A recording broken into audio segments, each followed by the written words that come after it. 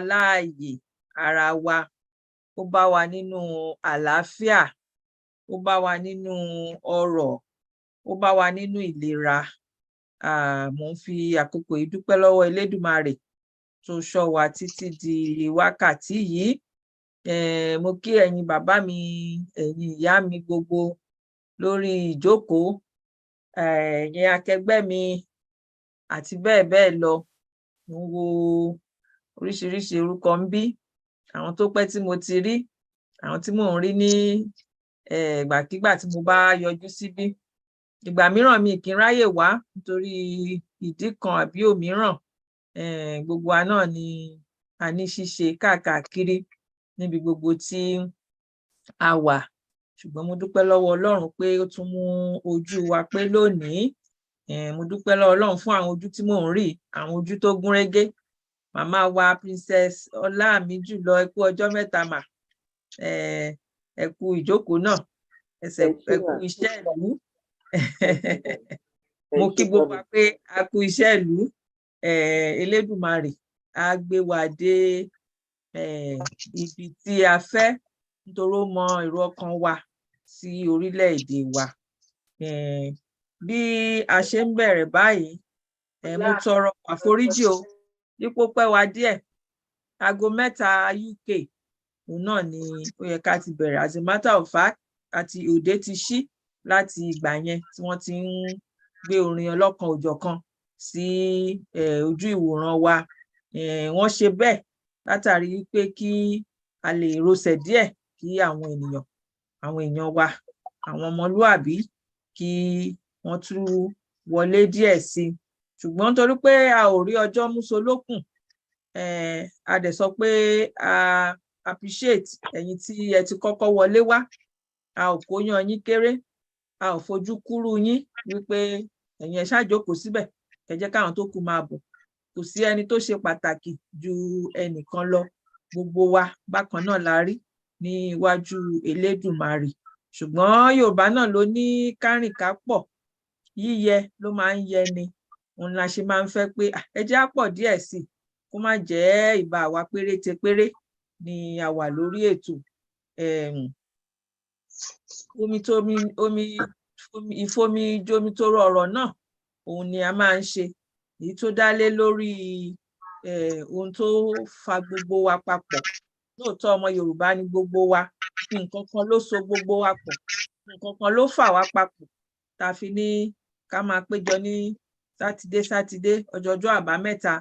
Òun náà ni orílẹ̀-èdè Yorùbá, òun náà ni a gbé lọ́wọ́, òun náà ló múmú láyà oníkálukú. Àwa tá a wà ń bí lónìí àti àwọn tí wọn ò sí ń bí gan, tí wọ́n sọ pé Yorùbá nation, Yorùbá nation. Nation yẹn ló jẹ gbogbo wa lógún. So mo mọ̀ pé báwọn míì tiẹ̀ yọjú síbí, ó nípa táwọn náà ń sà àti tí wọ́n ń kó níbikíbi tí wọ́n bá wà lórí ọ̀rọ̀ Yorùbá nation náà ni. Mo mọ̀ pé àwọn ìpàdé oríṣiríṣi náà ló máa lọ ní àwọn ẹlẹ́gbẹ́jẹgbẹ́ fún ọ̀rọ̀ Yorùbá. Ṣùgbọ́n a dúpẹ́ pé a péjọpọ̀ síbí, à ń fọpẹ́ fún Elédùà náà ni. So I welcome everybody to this 136th special town hall meeting. Mi mọ̀ 136 ní Yorùbá ni o, ẹ má bínú. Ṣùgbọ́n mo kí gbogbo wa káàbọ̀ sí ìpàdé irú ẹ̀ ní ọjọ́jọ́ àbámẹ́ta. Orúkọ tèmi ni Ọláwùmí Adé Àpáta. Mi ni màá sì máa tukọ̀ ìpàdé ètò yìí. A ti ń gbọ́ orin látẹ̀ẹ̀kan. Èyí tí a ó gbọ́ ní ìsìn òun náà ni orin ilẹ̀ wa, Yorùbá National Anthem. Tí wọ́n bá sì ti ń kọ, ẹ jẹ́ káwa náà kí a máa fi ọkàn bá a lọ. Bóyá tó bá dijọ́ kan gan, a lè sọ pé ẹ jẹ́ àti ẹ̀kọ́ láì gbé sójú ìwòran, káwọ ẹni tó ti mọ orílẹ̀-èdè tiẹ̀, orin orílẹ̀-èdè ẹ̀. So national anthem now.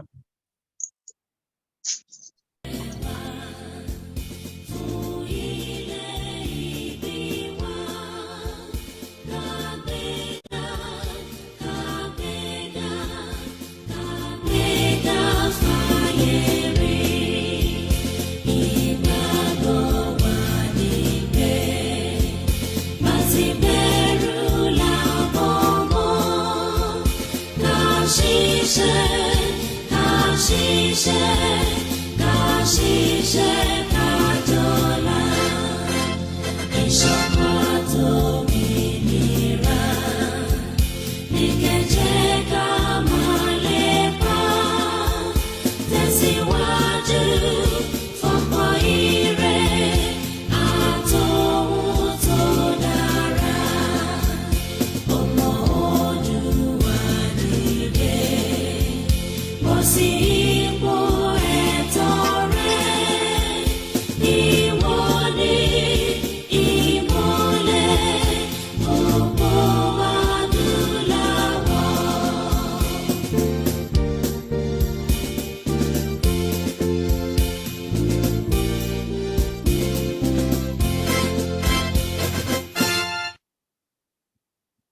Ẹ ṣé púpọ̀. Bẹ́ẹ̀ ni o, èmi àti ìrẹ náà ni ògo ìmọ́lẹ̀ adúláwọ̀. Orin yẹn náà ó sọ fún wa pé ká máa lépa ìṣọ̀kan.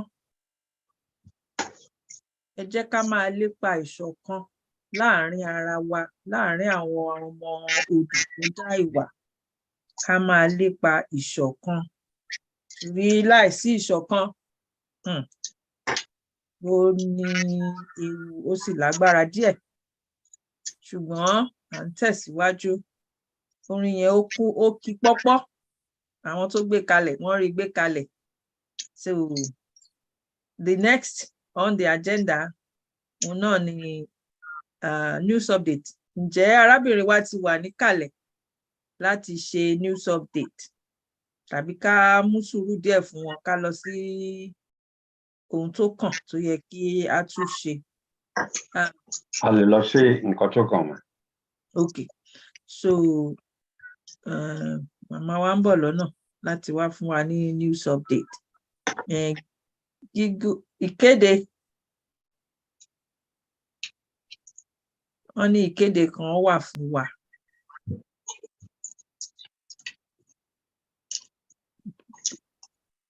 Ẹ̀yin ọmọọba aládé, ọmọọba Yorùbá.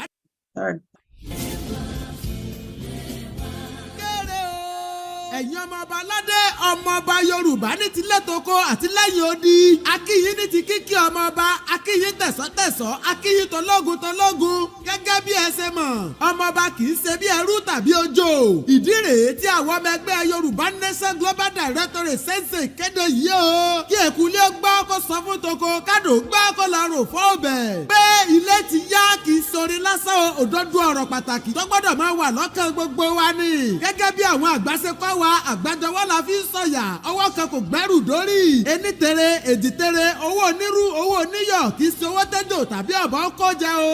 Ọmọọbabìnrin Adéọlá Atáyérọ Ọlámíjùlọ tó jẹ́ olórí ebùté ẹgbẹ́ Yorùbá Nation Global Directorate àti gbogbo ọmọ ẹgbẹ́ rẹ̀ ní ìgbàgbọ́ kíkún nínú wípé kò sí ẹni tó lè kó owó wa jẹ o. Yorùbá Nation Global Directorate ní ìgbàgbọ́ kíkún nínú bá a ṣe ṣe àkóyawọ́ ìṣirò tó péye àti ọgbẹ́ inú nínú ètò ìṣúná láìsí báyọ̀ kankan nínú owó ìlú.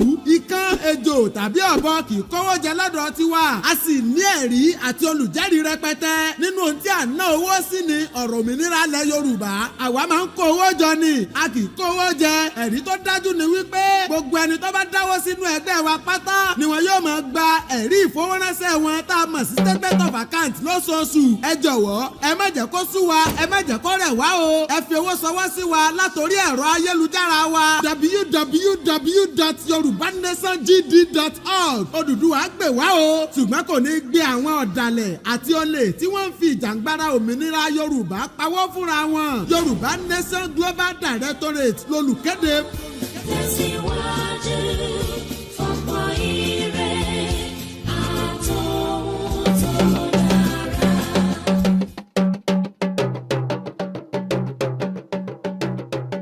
Kéré o, Yorùbá Nation Global Directorate fi tọ̀wọ̀tọ̀wọ̀ pè yín sí ìpàdé ọ̀sẹ̀ọ̀sẹ̀ tí ó máa ń wáyé ní gbogbo ọjọ́ Sátidé lórí ẹ̀rọ ayélujára tí gbogbo wa mọ̀ sí Zoom. Oríṣiríṣi olùbánisọ̀rọ̀ ni a máa gbà ní àlejò ní ọjọ́ ìpàdé yìí, èyí tí ó ń ṣe Sátidé fún ìdánilẹ́kọ̀ọ́ àti ọ̀rọ̀ ìyànjú nípa ètò ìlọsíwájú àti akitiyan lórí gbígba òmìnira fún orílẹ̀-èdè Yorùbá. Agogo ìpàdé agogo 3 ọ̀sán ti ilẹ̀ Yorùbá àti ti ìlú ọba. A fi tọ̀wọ̀tọ̀wọ̀ pé gbogbo ojúlówó ọmọ Yorùbá sí ìpàdé ìdánilẹ́kọ̀ọ́ yìí kí eku ilé gbọ́ kó sọ fún ti oko. Odùduwà gbè wá o, kò ní í gbé ọ̀dàlẹ̀. Èmi kò ní í dalẹ̀ Yorùbá o, ìwọ ńkọ́?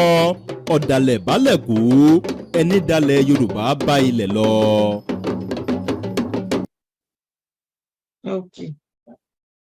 Ẹ ṣeun púpọ̀ barista fún àwọn ìpolówó wọ̀nyẹn, a nílò wọn. Mo tún kí wa kú ìjókòó lẹ́ẹ̀kan sí o, ṣùgbọ́n mo tún fẹ́ rọ̀ wá, tá a bá mọ àwọn kan tó yẹ kí wọ́n wà ní òde tòní tí wọn ò sí ń bí, tá a sì ní contact wọn lọ́wọ́, a lè fi link yẹn ránṣẹ́ sí wọn as a means of reminding them pé ìpàdé mà ti ń lọ o, ẹ túbọ̀ darapọ̀ mọ́ wa o, àti ìrìn jìnnà, wọ́n sì lè darapọ̀ mọ́ wa. So in essence, ẹ jẹ́ ká sì máa share link yẹn to still invite people in so we can all enjoy and learn from today's episode, if I can use that word. So ó dà pé mo rí akàròyìn wa tí ó bá rí bẹ́ẹ̀, if I'm right, wọ́n bá wa ka ìròyìn tí wọ́n ní fún wa. If not, is she here? Okay. I am. Okay. Okay. Ẹ káàsán, ẹ káalẹ́, ẹ káàárọ̀ gbogbo ilé. My name remains Bimbola. So I'm going to read this in English. You are welcome to the 136th news update of the Yoruba Nation Global Directorate. The Yoruba Nation Global Directorate calls on Nigerians to resist the renewed call for the establishment of a Fulani colony in Nigeria. The Nigerian Vice President made the call recently to the National Assembly. Isn't it right that Nigerians should lend their voices to truncate the Fulani sinister moves to take over their indigenous land? Millions of Nigerians and music lovers across the world are calling on Nigerian police to effect thorough investigation into the death of Irioluwa Aloba, popularly known as Mohbad Imole. We understand from the news making rounds that the two individuals are now being held by the Nigerian police to help unravel the mysterious circumstance of Mohbad's untimely death. The two were named as Sam Larry and Naira Marley. It is on record that the late Afrobeat maestro on numerous occasions publicly said that the two now in police custody should be held accountable should anything happen to him. It is imperative for those involved in the mysterious death to be brought to justice before a court of competent jurisdiction. Justice must not only be seen to be done, but it must be done. The federal government of Nigeria has been called upon to rescue Nigerians being imprisoned at various prisons across Africa for no reason. We understand that many of our compatriots are currently languishing in Addis Ababa prison, which is in Ethiopia. It has been alleged that their only offense is simply the fact that they are holders of a Nigerian green passport. News were rife that respective of Nigerian destinations, Ethiopian authorities subject Nigerians to inhuman and degrading treatment, thereby flouting the sacred provisions of the African Charter on Human and People's Rights and other international instruments. We are calling on Mrs. Abike Dabiri, the Director of Diaspora Commission and the Ministry of External Affairs, to intervene quickly, as it is reported that the tuberculosis and other infectious diseases have been killing some of these innocent Nigerians. Lastly, we call on the government of Lagos State to ensure justice is served in the case of Adebola Akinbride, whose intestine was removed by a doctor and disposed of without knowledge of what he was doing. Akinbride was operated upon by a medical doctor who was not certified to carry out surgery. The little boy later died, and the Lagos State House of Assembly committee found that the medical doctor, Dr. Abayomi Bayewu, was not certified to carry out surgery. This is our news updates. Oduduwa Agbewa o, kò ní gbọ́dọ̀lẹ̀. Ẹ ṣeun, mo dúpẹ́. Wow. Over to you, madam. Yes, ma'am. Thank you for that news update. Wow. Ìròyìn yẹn ó bomi síyàn lọ́kàn, ó bomi tútù síyàn lọ́kàn in a way. Well, that's my own opinion because àwọn ìròyìn wọ̀nyẹn ó ní agbára. Ẹ ṣé màmá wa, tẹ́ bá wa kó papọ̀. Mi ní túmọ̀ ẹ̀ torí mi ò fi bẹ́ẹ̀ gbọ́ òyìnbó tó bẹ́ẹ̀. Ṣùgbọ́n mo mọ̀ pé gbogbo wa ni Elédùmarè fún ní àǹfààní láti kọ́ èdè òyìnbó pẹ̀lú ìtójogún fún wa látọ̀dọ̀ ara rẹ̀ tó jẹ́ èdè Yorùbá. Tó bá Yorùbá náà fi kà báyìí, mo lè sọ díẹ̀ lé, ṣùgbọ́n òyìnbó ni. So ẹ ní bínú sí mi. Bóyá àwọn tí ó bá jẹ́ pé wọn ò gbọ́ dáadáa, ẹ kọ́ńtáàtì àwọn ọmọ mi tó kà á. Bí àwọn á lè ṣàlàyé, àbí kọ́ direct wá sí láti lè gbọ́ Yorùbá ẹ̀. So mo tọrọ àforíjì o pé mi ò ní lè túmọ̀ ẹ̀. Wọ́n ní ẹni tó sòyìnbó nílé àná ẹ̀, òun náà ló máa túmọ̀ ẹ̀ o. Ẹ má bínú. Ṣùgbọ́n ìròyìn yẹn ó ní agbára o, kí Ọlọ́run kó ṣe àánú fún wa lórílẹ̀-èdè tán pè ní Nàìjíríà yẹn. Oríṣiríṣi ìṣá ló ń ṣẹlẹ̀. Ọlọ́run kó tu àwọn tí ìjàmbá ṣẹlẹ̀ sí, kó tu ẹbí wọn nínú lọ́tùn àti ní òsì. À ń tẹ̀síwájú lórí ìpàdé wa tòní. I think next will be bàbá wa Raphael. Mo rí pé ẹ ti wà níkàlẹ̀ bàbá. Ẹ máa bá wa ní ráńpẹ́ ní ṣókí. Ẹ bá wa ṣe appeal for fund. Ìkéde tí wọ́n ṣe yẹn ó ti mú díẹ̀ lára ẹ̀ síta. So kẹ́kàn bá wa sọ díẹ̀ lórí aspect yẹn sà. Oye ọdún máa tó ọ máa gbọ́ ọ ṣùgbọ́n pọ̀ ní àgbẹ̀ báyìí fún ẹ̀sán. Dádì, ó ṣòpẹ́ wà muted àbí?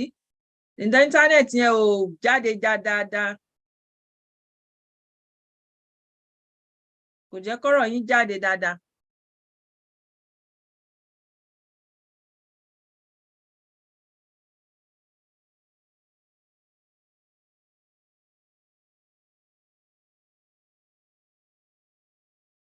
Iná mọ̀nàmọ́ná ló máa ń ṣe mọ̀nàmọ́ná.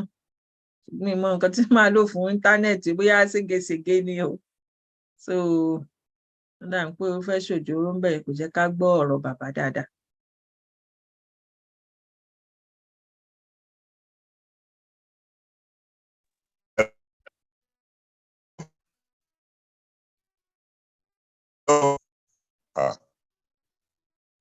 Ṣé ń gbọ́ mi? Rà pé ṣé ń gbọ́ mi yẹn jáde síta ju tẹ́ ti ń sọ tẹ́lẹ̀ lọ sà.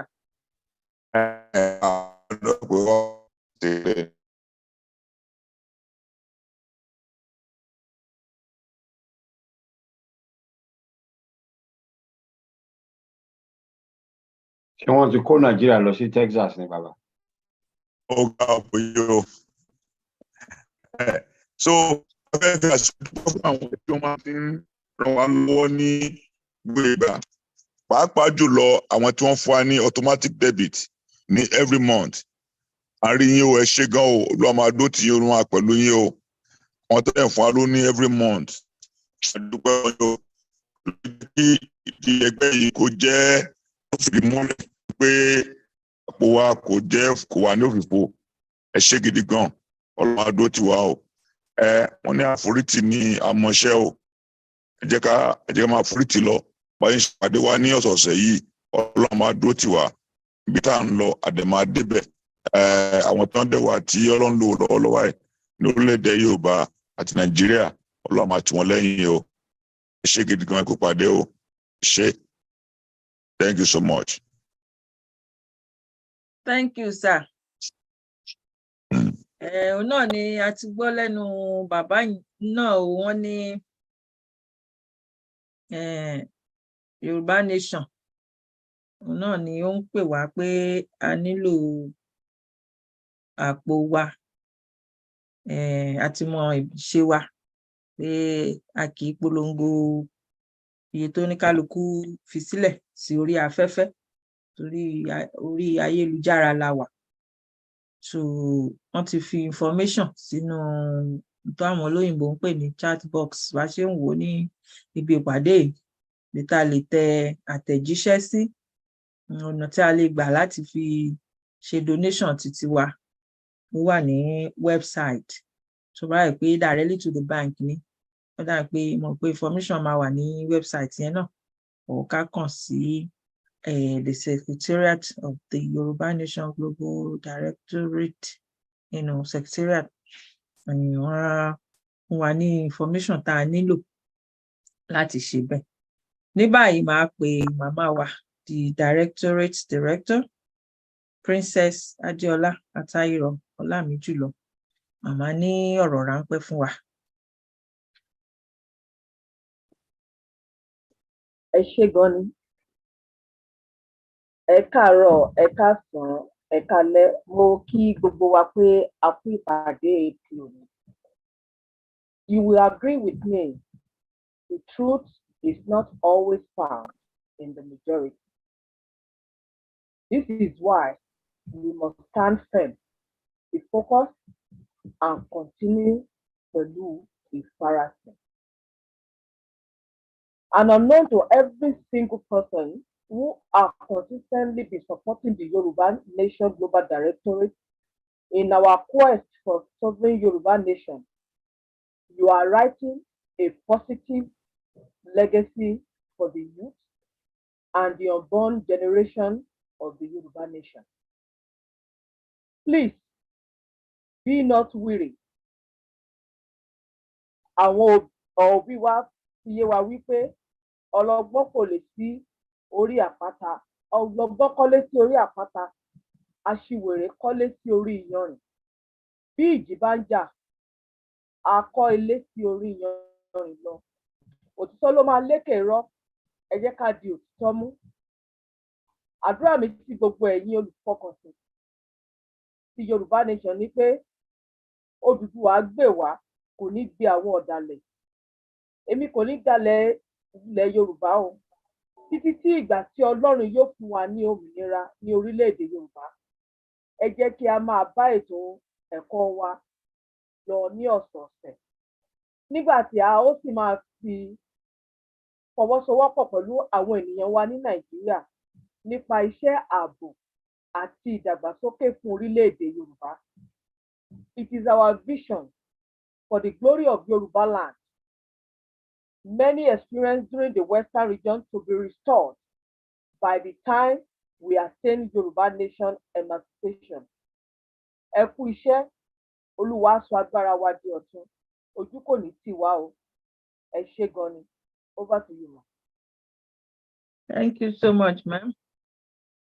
Ṣé gan ni.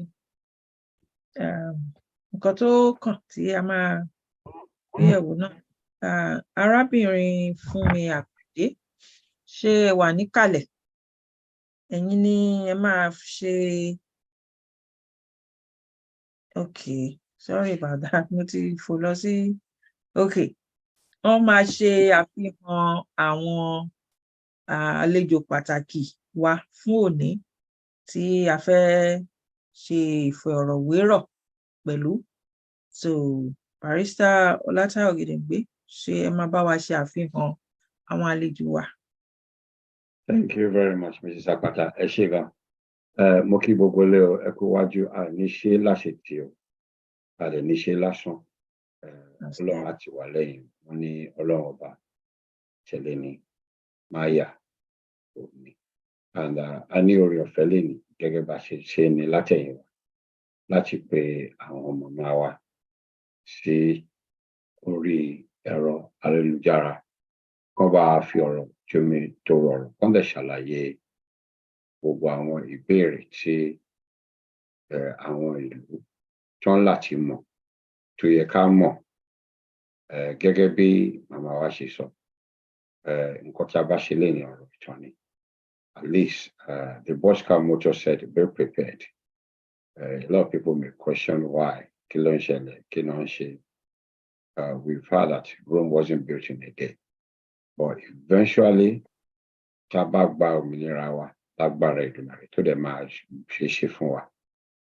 our nation, the Yoruba nation, would have been so developed to jẹ́ pé ibi tí a ti miss a ti recover ground. Ìdí rèé tó ṣe pàtàkì pé àwọn ọ̀jọ̀gbọ́n wa lọ́sọ̀ọ̀sẹ̀ tó ń wá tó ń bá wa yànnàná ọ̀rọ̀ náà wọ́n tún ti wà níbí lẹ́yìn. Oore ọ̀fẹ́ la ní, oore ọ̀fẹ́ ọlọ́kùnrin ní tán lè gbogbo ayé wa. Oore ọ̀fẹ́ tá a ní, mo fẹ́ pé màmá wa tí mo fi tọ̀wọ̀tọ̀wọ̀ pé orúkọ wọn Mrs. Sandra Popola Obiyi kí wọ́n jọ kán bá wa tán fídíò wọn. Màmá wa ní àwọn tó máa fi òye ọ̀rọ̀ tó máa fi yé wa lénìí. And bẹ́ẹ̀ kan náà sister wa sister barrister Tinú Akínṣọlá náà wà níjókòó wọn ti dé. Ìyálòde àwọn tí a já ewé àkókò lé lórí ìkànnì yìí tí Mrs. Akande já ewé àkókò lé lórí tí wọ́n fi wọ́n joyè ìyálòde. Ṣé kí n fi ẹkún ṣe tán sí ni Sister Yẹmisí Fádàmsí Ògúnlànà ẹ jọ̀ọ́ ẹ bá wa tán fídíò yín o. Hello sister Yẹmisí ẹ tán fídíò pẹ̀lú microphone yín o àti spotlight yín o please. We will not be able to do that until the battle video. Àbọ̀rọ̀ gbàgbọ́ tí mú yín lọ sórí òkè ní báyìí sister. Mo ti rí yín. Wọ́n ṣì ń jẹ ẹran lọ́wọ́. Bóyá wọ́n lè jẹ́ ọ̀rọ̀ gbàgbọ́ ló gbé sister lọ sórí òkè o. Ọ̀rọ̀ ìgbàgbọ́ ló mú mi gorí òkè lọ. Mo bọ́ lọ́wọ́ ayé. Tómi ṣe mí ọ̀rẹ́ sí mi. Àárín ọ̀rẹ́ lẹwà ẹ má wọrí nǹkan yẹn. Àárín ọ̀rẹ́. Fúlàní àtilé Fúlàní jìnnà. Olúwa ṣeun, Olúwa ṣeun. Ọ̀gá mo ṣe ń wá yín náà ni o. Àmọ́ tí wà ń bẹ̀. Ohun yín là ń gbọ́ o, àròjù yín o. Àwọn wà ń bẹ̀ náà. Ó ti wà ń bẹ̀. Mo kàn àfẹ́rí ni mò ń lò ní ìgbà No, Jésù tó wà lẹ́yìn wọn ni ò jẹ́ rí wọn dáadáa. God bless you. Olúwo gan lé wọn bàbá yìí o.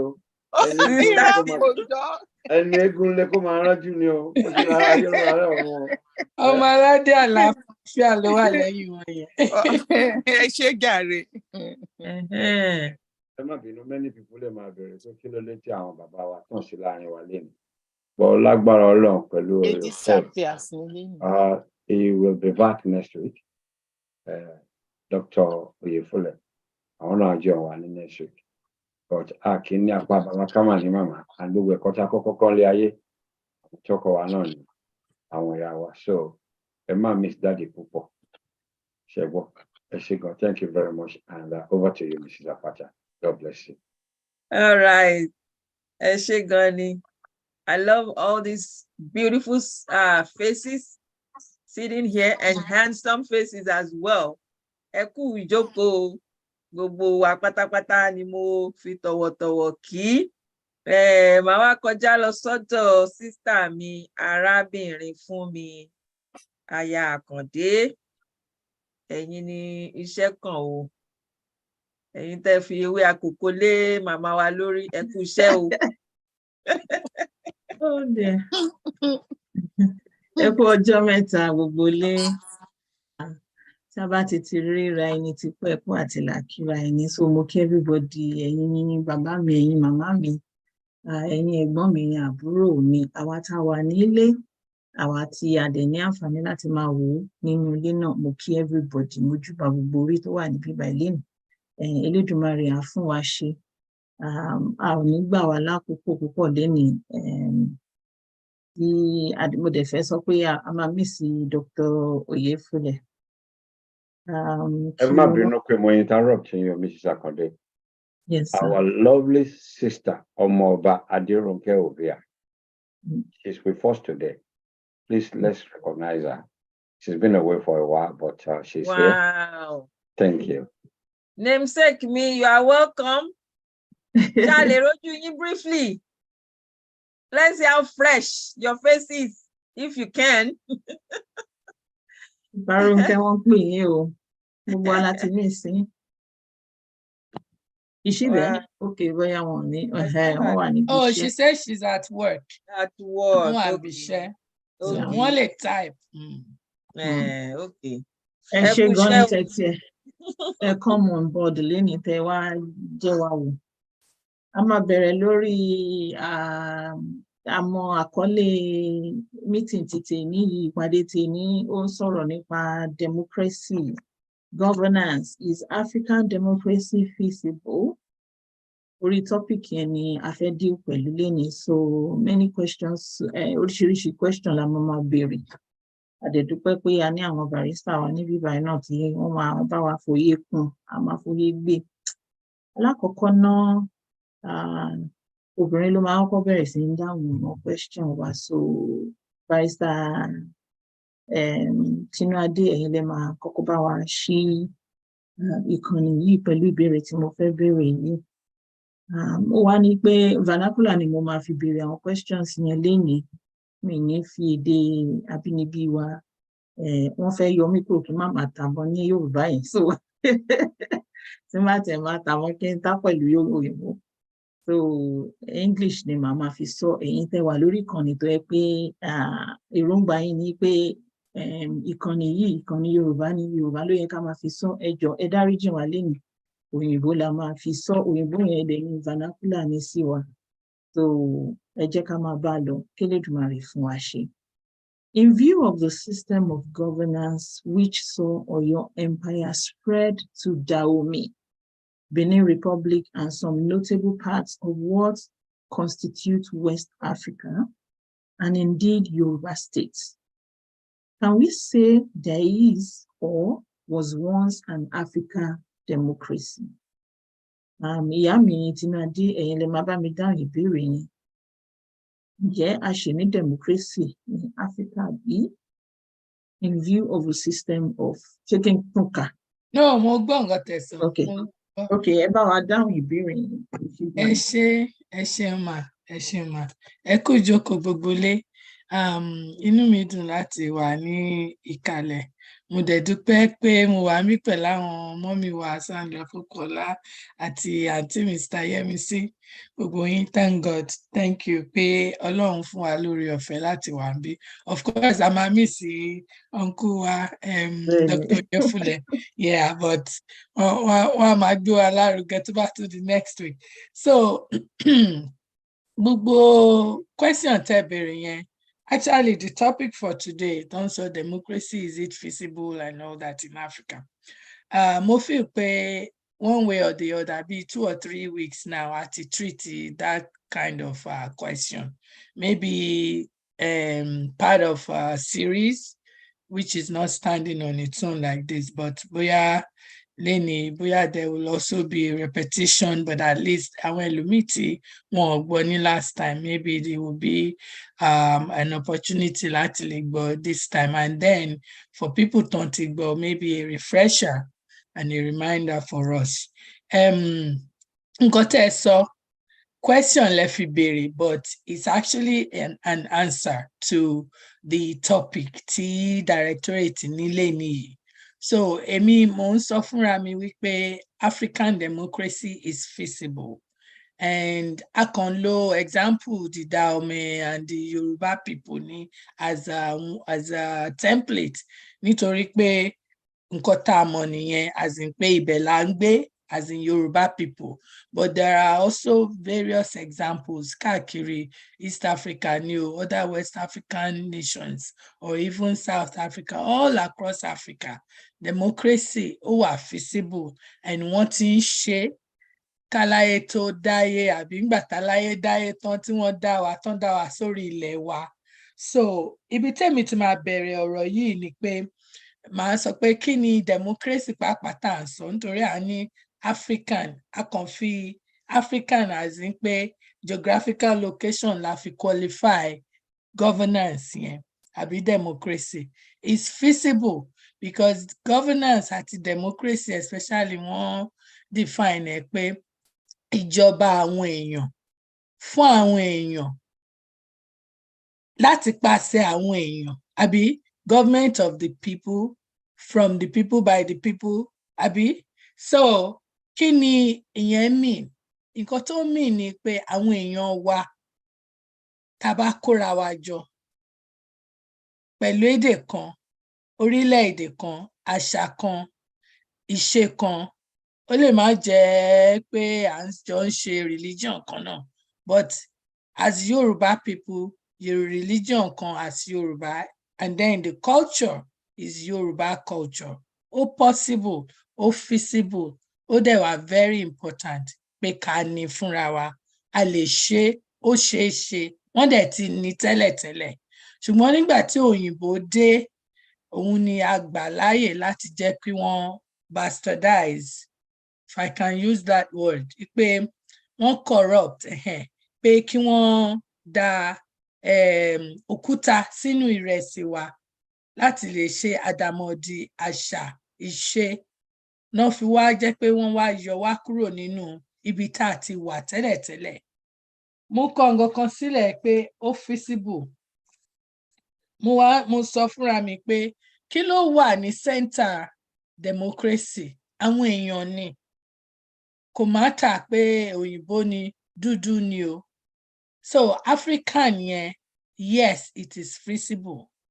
Ní ọ̀dọ̀ wa, ní apá abita wa, àwọn aláwọ̀ dúdú, ṣùgbọ́n a ní lọ mú àṣà, nítorí pé a mú àṣà democracy bó ṣe fẹ́ ṣẹlẹ̀ ní ìlú òyìnbó, tá a wá ń lò lọ́dọ̀ wa, tá a ro àwọn èèyàn, tá a ro àṣà, tí a ro ìṣe, tá a ro orírun, tí a ro bá ṣe máa ń ṣe tẹ́lẹ̀tẹ́lẹ̀ àti bí wọ́n ṣe dá wa, tá a fẹ́ fi aṣọ aláṣọ ṣe ọdún, kò ní dá lára wa.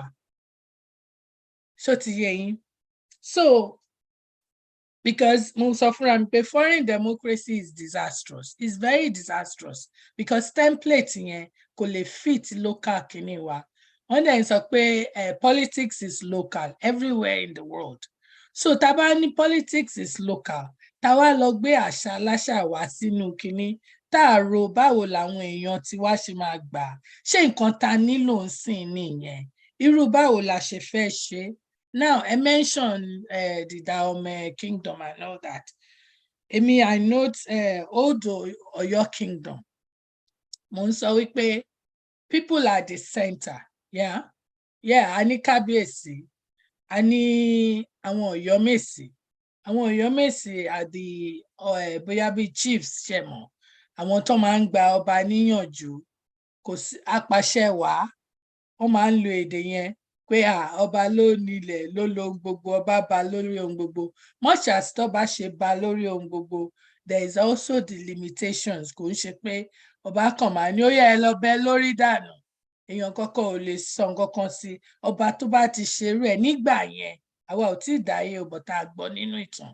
Ọba tó bá ń ṣerú nǹkan bẹ́ẹ̀ yẹn, òun fúnra rẹ̀ ó rìn ní bèbè ìbáwí, torí gbogbo àwọn tó jẹ́ bí Ọ̀yọ́mèsì àtàwọn tó fi ṣe igbákejì agbátẹrù tó fi ń ṣe òfin ìlú, gbogbo wọn náà wọ́n máa kọ̀yìn sí, wọn á ní kó lọ sígbà ni, nítorí pé kò ṣe nǹkan tí gbogbo aráàlú fẹ́ àti táwọn náà fẹ́.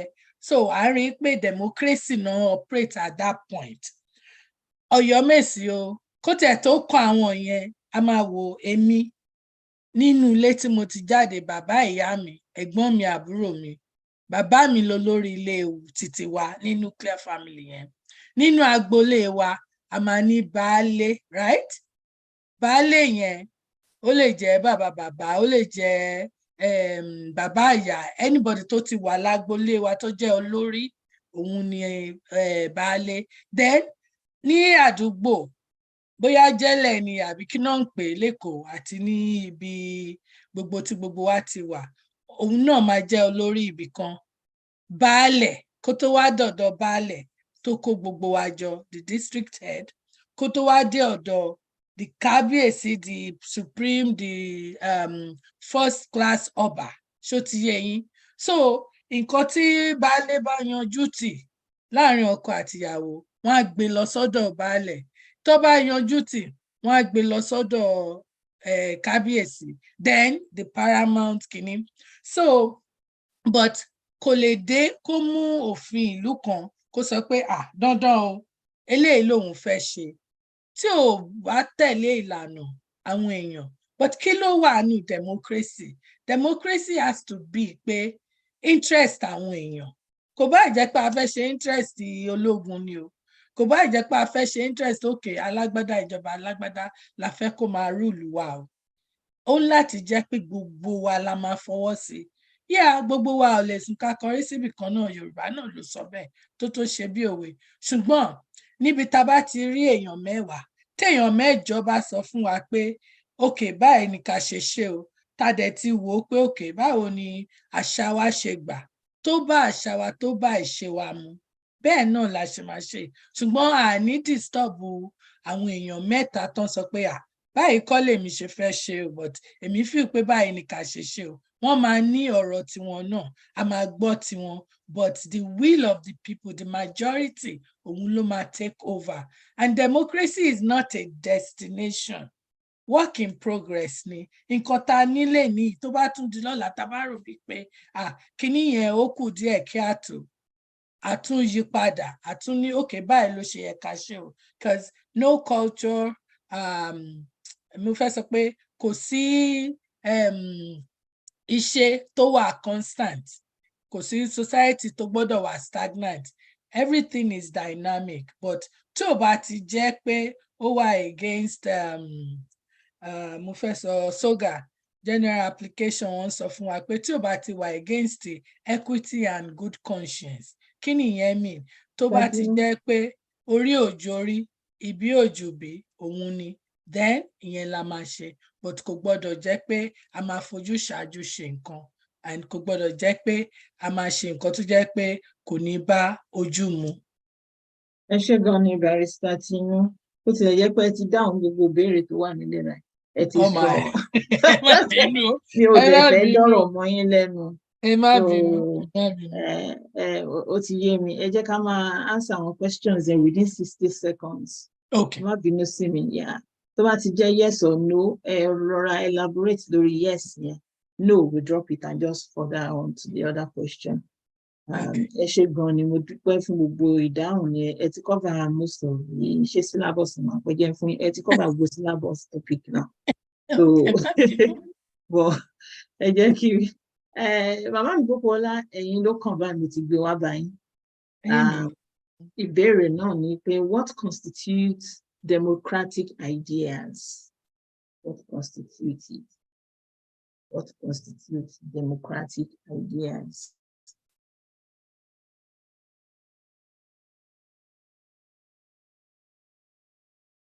Àgbọ̀yìn, ò mute ara yín.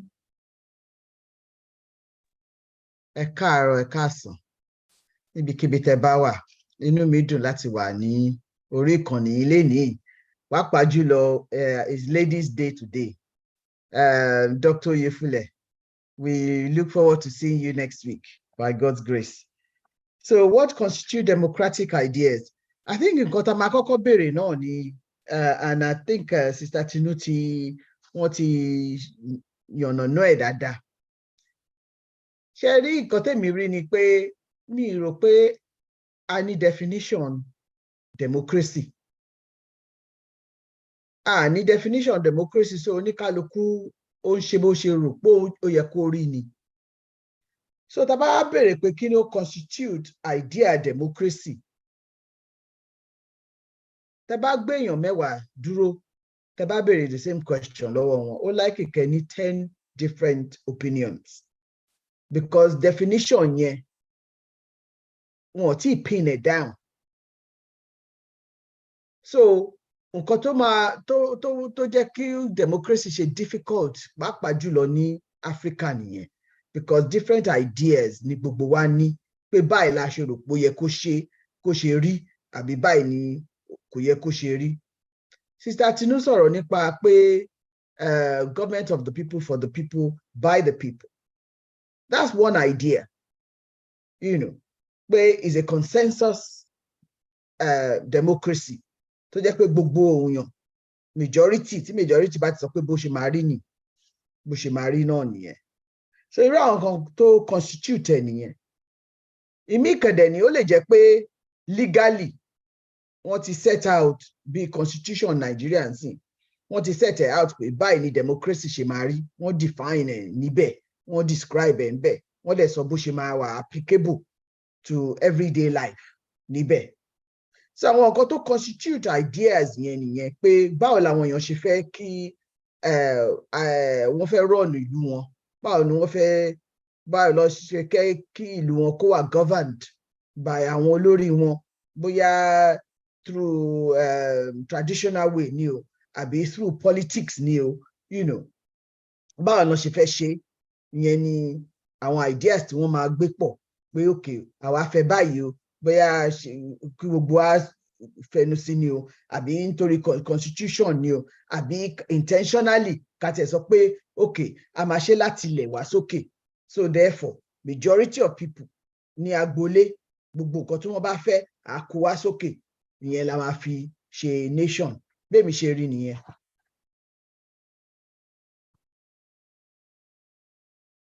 Ẹ ṣé gan ni màmá mi Pópóọlá. Ṣé a ti rí pé ọ̀rọ̀ yẹn ó wà interwoven, bódẹ̀ bí mo ṣe fẹ́ kó máa tẹ̀léra wọn nìyẹn tí Barrister Akínṣọlá àwọn náà sọ̀rọ̀ lé lórí, màmá mi Pópóọlá náà build on it, and bí wọ́n ṣe sọ lẹ́ẹ̀kan pé a ti treat the topic or a similar topic to this. Mo dúpẹ́ lọ́wọ́ ẹ̀yin méjèèjì. Ìyá mi Akínṣọlá, you expatiate on it. Ṣé bí wọ́n máa ń sọ pé propaganda, is it that positive or negative? And repetition of it becomes true. Ó jẹ́ irọ́ yẹn. When they keep repeating and repeating and repeating it, it becomes true. So èyí táwa náà dé gbàgbọ́ yẹn, òun náà la máa sọ̀rọ̀ lé lórí so that a lè yé àwọn èèyàn wa, a dẹ̀ di òtítọ́ fún wọn lórí ọ̀rọ̀ Yorùbá nation tí à ń sọ yìí. So tá a bá ń ṣàlàyé tí mo dẹ̀ mọ̀ pé kò ní sú gbogbo wa, gbogbo ìgbà tó bá dẹ̀ ti pè wá, a máa jẹ́ wọn, a dẹ̀ máa build on it títí tó ṣe máa yé àwọn èèyàn wa. Mo dúpẹ́ gan. Ẹ̀bùn ni ìyá mi lọ báyìí. Barrister Tinubu lẹ́lọ yìí ló tún kàn ó, mo ti gbé wá báyìí o. Ẹ jẹ́ kí n rójú yín. Ẹ̀yin ni ìbéèrè yìí wà fún kí n tó wá lọ sọ́dọ̀ ìyá mi. Èmi ló kan. Mo ti gbé wá sórí desk. Ẹ ti sọ̀rọ̀ lórí àwọn oyè Mercy, right? Àwọn náà lè tún máa sọ̀rọ̀ lé lórí. But in another direction, another perspective, lè máa fi sọ̀rọ̀ lé wọn lórí. And mo wish pé a lè ní kíní write-up kan fly around sometime ago. Ó dà pé Dr. Oyefúlẹ̀ náà ti sọ̀rọ̀ lórí hierarchy democracy ta ní Ọ̀yọ́ in the days. Ó yẹ ká ní kíní yẹn so that ìyẹn lè máa future anytime tá a bá deal pẹ̀lú topic yìí, a máa fún everybody ní more understanding and how the hierarchy goes on. Àwọn oyè Mercy was reputed for its discipline and high standard political governance. Could their approach to governance adopted in modern governance across Africa?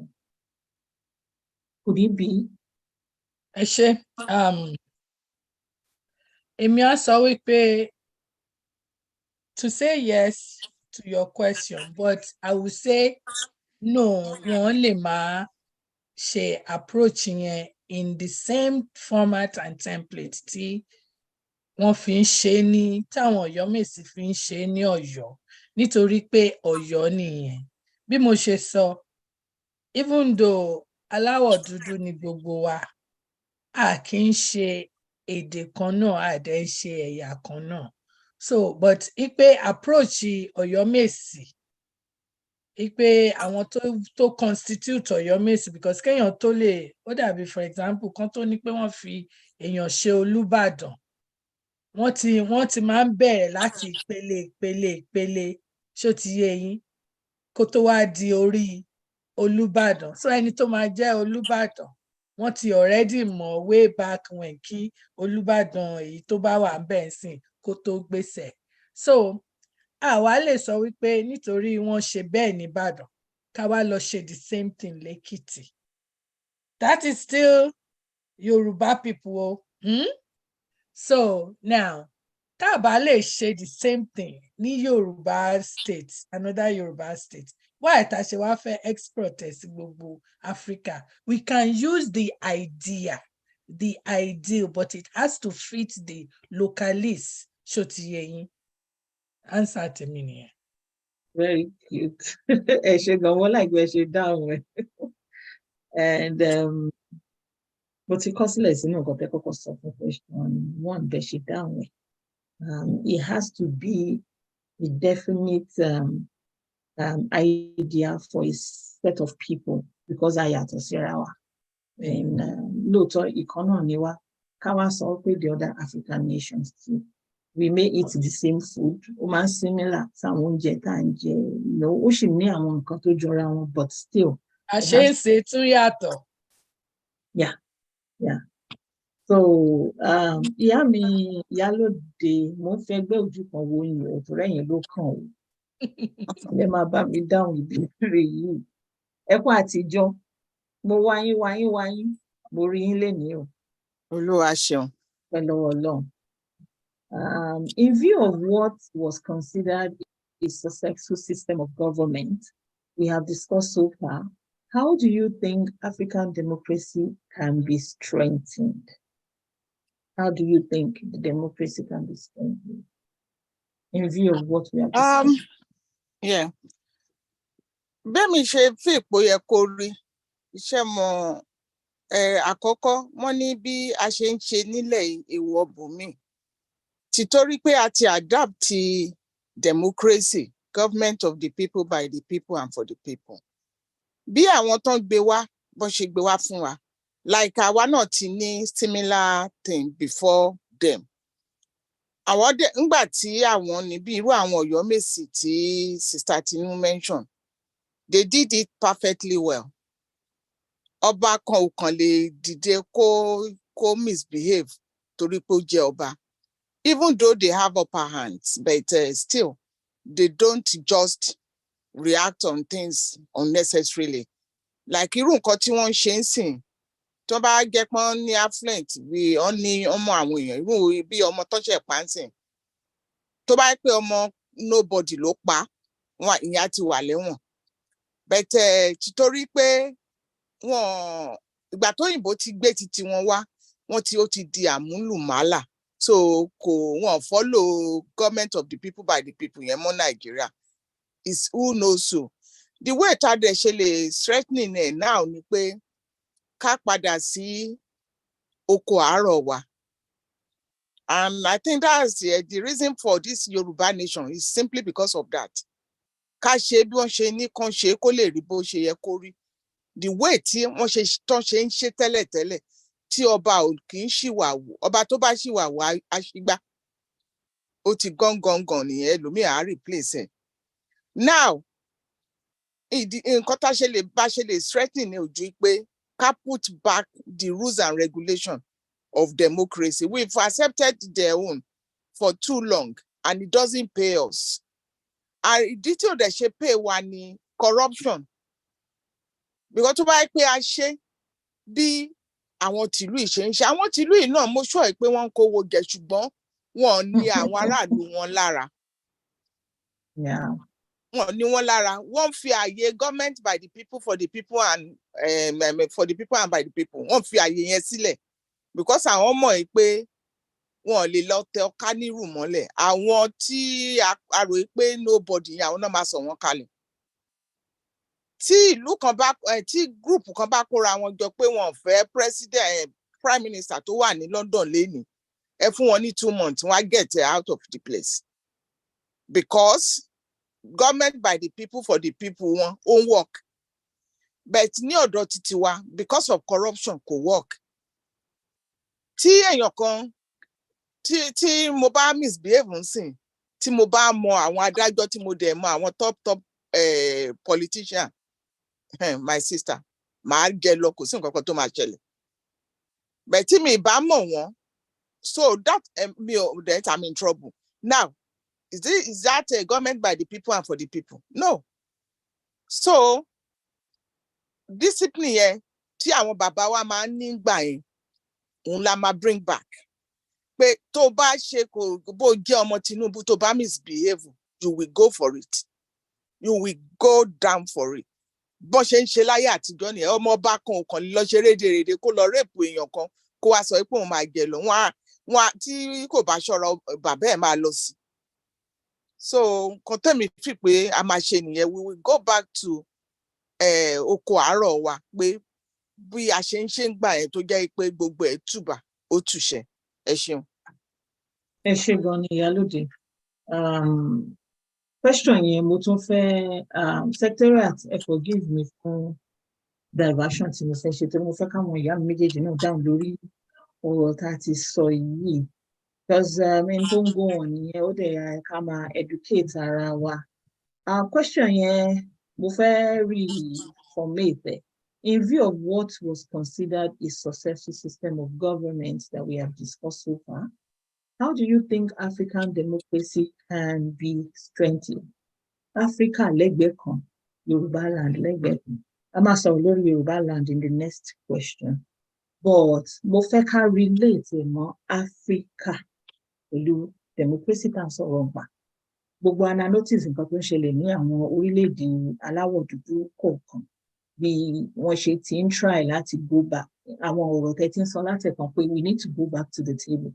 Go back to our basics. Some African nations try best wọn láti ṣe. So mo fẹ́ ká relate okay, we want to go back. How democracy has been working? How do we strengthen it? Pẹ̀lú nǹkan tó ń ṣẹlẹ̀ in Africa. Ẹ jọ̀ọ́ ìyá mi ṣe lè bá mi answer question yẹn, Màmá mi Bùkọ́lá. How do we strengthen democracy in Africa? So let's relate it to other African nations too. Ṣé gan ni.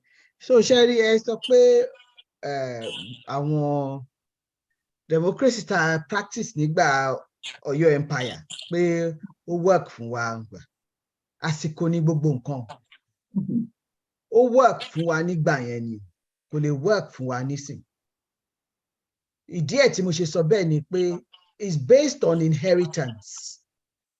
Àwọn èèyàn kan ìdílé wọn ló máa joyè. Tá bá sọ pé ìkan náà ni wá, why tó ṣe jẹ́ pé ìdílé kan ló kàn máa rule for generations on end. So kò lè ṣẹlẹ̀, whether in Nigeria, whether in Africa, because ayé ti di ayé ọ̀làjú tó jẹ́ pé oníkálukú ń sọ pé I have a right to be alive. I have a right to do whatever I want to do to achieve the best for myself. Oníkálukú ní aspirations wọn. Tẹ́ bá béèrè, no matter who they are in the African continent, gbogbo àwọn ọmọ kékèké tó wà nsìn tó ráwọn náà pọ̀ jù gbogbo àwa lọ. Wọ́n á sọ nǹkan kan fún yín pé nǹkan tó wà bẹ́ẹ̀ ni pé I can do anything if you give me the chance. I have the intellectual, the intelligence, I have maybe not the know-how because I have not been trained well. But they have natural intellect. All if you make something happen. So that was a padà sí ìgbà tó jẹ́ pé àwọn èèyàn kan nìkan ló lè jọba, ló lè di whatever it is, no matter bóyá ní joyè àbí whatever, it doesn't, it's irrelevant. But ìdí kan ló kàn máa jọba from generation to generation kò lè work. Nǹkan tó máa work, I feel, is a combination. And irú ẹ̀ náà ní níbí is a combination of our Ọ̀yọ́ empire system, constitutional system, consensus system, deliberative system. A combination of all of them really work. Tí wá jẹ́ pé Africa we're seen as one. Because there is this issue not just Africa alone, even in Nigeria, Nigeria, trust arawa. We don't trust each other. So therefore, it's going to be difficult to have a system that we can call an African democracy. But we have to work on ourselves first to trust each other, loto, and then build on it over generations to come. It's not something that will happen in our lifetime. It will be a long time to come. How can we strengthen Africa democracy? Is by understanding the fact that you're not there for yourself. You are there to serve your people. Gbogbo àwọn African leaders, most of them, tó jẹ́ pé wọ́n wà ńbẹ̀, wọ́n ṣe second term, third term, fourth term, fifth term, wọ́n á tún ṣe tán, wọ́n á tún gbé fáwọn ọmọ wọn, wọ́n á tún ṣe tán, wọ́n á tún groom àwọn ọmọ wọn náà. That is not democracy. So Africa needs to understand what democracy truly means, which is for your people, you serve your people. Until Taba get it right. Taba mọ̀ pé nǹkan tí oníkálukú ń béèrè fún ni ẹ̀tọ́ wọn. Ẹ̀tọ́ mi need to be a president if I want to be a president. Kò ṣe pé nítorí mo jáde láti ilé in family kan, I have what's it called? Privilege over somebody else. No. It's a commonwealth, gbogbo wa ni, and everybody has a right to pitch for it and then get it if people feel that you are the one that is for that. So Africa must get the governance right. Africa must get the leadership right. Africa must get his mindset right. What do I mean by mindset? This mindset, I'ma import democracy láti become. I think Sister Tinulo sọ àbí Yalode no sọ pé agbewa láti become. Àwa shoehorn ẹ̀ sí Africa. Àwa force ara ẹ̀ lé wa lórí pé ó máa work, kò lè work. Mo dẹ̀ mọ̀ pé Africa kọ́ ló shoehorn ẹ̀ síra ẹ̀ lórí. Mo mọ̀ pé àwọn èèyàn tí wọ́n sọ pé àwọn fún wa ní òmìnira, àwọn ni wọ́n fi wá sílẹ̀ láti ṣe gẹ́gẹ́ bí àti ṣe ń ṣe láti ilẹ̀. So àwa la ń láti win ara wa off gbogbo àwọn èèyàn yìí. Tá bá get the right leaders in place. Kò ṣe leader tó jẹ́ pé àwọn tó wà látò òkèrè, wọ́n fún wọn ní nǹkan, wọ́n fún wọn lówó, wọ́n fún wọn nígbà, wọ́n fún wọn láwo, wọ́n wá ta àwọn èèyàn wọn. Ìgbà yẹn ni Africa máa tó ṣe bó ṣe yẹ kó rí. Àwọn leaders tá ní right now ní gbogbo àwọn nations Africa, I think wọ́n ti bẹ̀rẹ̀ sí ní mọ̀ pé wind ti ń change díẹ̀díẹ̀ because of all the things that ti rí pé ó ti ń ṣẹlẹ̀ lẹ́nu ọjọ́ mẹ́ta yìí. Pé àwọn ọmọ yóò ní jókòó, wọn ò ní jókòó jẹ́ sójú kan mọ́. Àwọn náà fẹ́ kí wọ́n kàn mọ nǹkan tí ó ń ṣe àwọn. Màá fún yín l'example, mo dẹ̀ mọ̀ pé sọ pé ká ṣe ní ṣókí, but ẹ jẹ́ n fún yín ní example kan recently.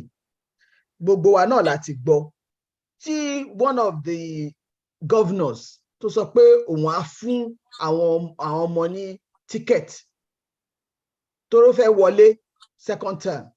Òun á fún wọn ní ticket láti lọ abroad láti lọ ṣiṣẹ́. Òun tí ń bá àwọn èèyàn kan sọ̀rọ̀ abroad ní EU and all that pé wọ́n ti rí 1,000 jobs or something along those lines ready for àwọn ọmọ ìlú. Irú èèyàn bẹ́ẹ̀ yẹn, irú leader bẹ́ẹ̀ yẹn, ẹ láti question motive ẹ̀. Ṣé irú èèyàn bẹ́ẹ̀ yẹn ṣó ń ṣiṣẹ́ fún àwọn ọmọ yìí ní lóòótọ́ fún ìlú ẹ̀ àbí nǹkan míì wà ń bẹ̀? So irú àwọn leaders bẹ́ẹ̀ yẹn á bẹ̀rẹ̀ láti call wọn out and say what you're doing is completely wrong. You're killing Africa. You're not helping your people by coming up with such ideas that is completely off the wall and is none and void. Because nígbà táwọn ọmọ yẹn bá kóra wọn kúrò nílùú ẹ̀, àwọn ló fẹ́ govern over, ìlú ẹ̀ tán dẹ̀ fi sílẹ̀, ta ló fẹ́ wá túlù yẹn ṣe nígbà tí wọ́n gan ò bá sí ńbẹ̀ mọ́. So àwọn leaders wa a láti bẹ̀rẹ̀ sí ní fojú sí wọn lára ká dẹ̀ bẹ̀rẹ̀ sí ní bá wọn sọ̀rọ̀ pé ìwà tí wọ́n ń hù yìí ò dáa, kò lè gbé wa lọ síbi kankan. And each African state, àwọn ọmọ ìlú yẹn ló bẹ̀rẹ̀ sí ní máa bá àwọn èèyàn wọn sọ̀rọ̀. Collectively, ìyẹn wá lè accumulate to Africa strengthening its democracy when every state within that state, our young people can challenge their leaders and pick the right people and stop collecting money and stop selling their future inadvertently or even by knowingly doing that, because it is dangerous for our continent. Maduro Mbeyeno. Yeah, we go for that. You know, where see the time. Where she were elaborate enough. Thank you so much. Because time you know, and really achieve what I'm achieve. Despite the fact we are need timing in mind. Yeah, do you have anything? Actually, yes. Mommy wa Popola want to know a lot. And inú mi dùn nígbà tó máa cap up ní ìparí. Wọ́n ṣe separation between distinctive African nation, each one in terms of states, as in the country, and then in relation to African unit, the union itself. So because on sọ pé láti ìsàlẹ̀, politics is local. So local from Nigeria, from Yoruba land to Nigeria, from Nigeria then to the entire African Union. So inú mi dùn bẹ́ẹ̀ yẹn torí I was thinking the way tí mo ṣe rí question yẹn ó dà pé ẹ̀ ń ṣe as a ballpark pé one Africa, because we are one Africa but we are different people in terms of the culture and all that is sọtẹ́lẹ̀. Now, à ń sọ pé báwo la ṣe lè strengthen the democracy ní African Union. Wọ́n ti sọ, èmi náà sọ lẹ́ẹ̀kan, people are the central geographical location, the culture and everything. And nǹkan tó tún máa tún ṣẹlẹ̀ gangan ni pé to strengthen the rule of law, the rule of law has to be ó ń láti fẹsẹ̀ múlẹ̀. Ó ń láti fẹsẹ̀ múlẹ̀ wípé kò ń ṣe wípé Sister Yẹmisí sọ̀rọ̀ yẹn pé ọmọ bóyá ọmọ bàbá Tinubu kan àbọ̀mọ president ibìkan toró jẹ́wọ́ òfin tó bá dèwọ́ ó yàtọ̀ sí òfin tó máa di èmi tí mi ò já mọ́ nǹkan kan, you know. So elitist and the so-called talakas has to be operating under the same law. Òun náà máa fi sọ pé ó wà equitable, fairness. So nǹkan tó òfin tó bá gbé mi ó máa gbé ọmọ anybody regardless, kò bá jọ ọmọ ọba ọmọ ìjòyè. Now, and láti wà accountable. Accountability, transparency, nǹkan tó máa ń strengthen rule of law nìyẹn. Kí ni nǹkan tí, and then wọ́n ní pé àwọn èèyàn, my people perish for lack of knowledge, right? Wọ́n láti mọ òfin and láti jẹ́ kán mọ̀ wípé òfin lélẹ̀. Nǹkan báyìí lòfin, tó bá dẹ̀ ti sọ pé èèwọ̀ lélẹ̀, a kì í ṣe. Tó bá ti ṣe ìka tó ṣẹ̀ lọ́ba máa gé. So tàbá wo nú kíní African Union Charter, wọ́n try láti make everything equitable, fairness and all that. But at the state level, state being the each country level, ibẹ̀ ni nǹkan ti wọ́ wá. Mọ́mí Sandra púpọ̀ láti sọ tán, tí a bá wà nínú ilé wa at the state country level, tó bá dá fún wa ń bẹ̀, then we are able to launch out láti lè jẹ́ pé òfin tó dì wọ́n mú at the 55, 56 countries in Africa ló máa wá lè ṣe dáadáa. Kí ni mo ṣe ń sọ bẹ́ẹ̀ nítorí nígbà tí president kan nídìílé mi tó jẹ́ pé èmi nìkan ni mo fẹ́ ṣe president yẹn, wọ́n tún dìbò à ń rígì ìbò, wọ́n ń dìbò à ń rígì judges, wọ́n ń dìbò à ń rígì everybody tó máa sọ pé ok ẹ fẹ́ kínní ẹ jẹ́ ká gbé lọ sí ìjọba kíjọba bá a dá sí. Ká ní ìjọba ẹni tó wà lórí ìjọba ló ti yan àwọn aráabí yẹn síbẹ̀, so kò sí ni a lè ṣe wọn lè get justice. So tí gbogbo kinní yẹn tá bá tún ṣe, Africa, we can govern ourselves democratically. Bẹ́ẹ̀ni. Ẹ ṣé gan ni. Ẹ ti capture gbogbo question mi, and more appreciate the educative manner tí ẹ fi gbé. We'll go to the next question. Tó jẹ́ pé mi ò ní dá gbogbo mọ́ yín lẹ́nu, ìyá mi Tinú Adé torí ẹ̀yin náà ló tán kan. Mo máa fẹ́ kẹ́ continue from there, expatiate on it relating to Yoruba land. Focusing on Yoruba land, shouldn't the Kabiyesi and their chiefs be involved in the political governance at the local level as practiced during the British system of government? That's indirect rule. Oh, indirect. Indirect rule pioneered by Lord Lugard.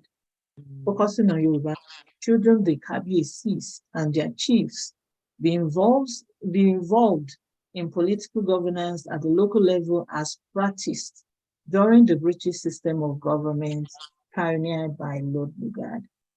As a matter of fact, Yami, òyìnbó jí gbogbo nǹkan tá à ń ṣe ni, kì í ṣe pé wọ́n kọ́ wa ní nǹkan tuntun àbí nǹkan, ṣó ti yé yín? So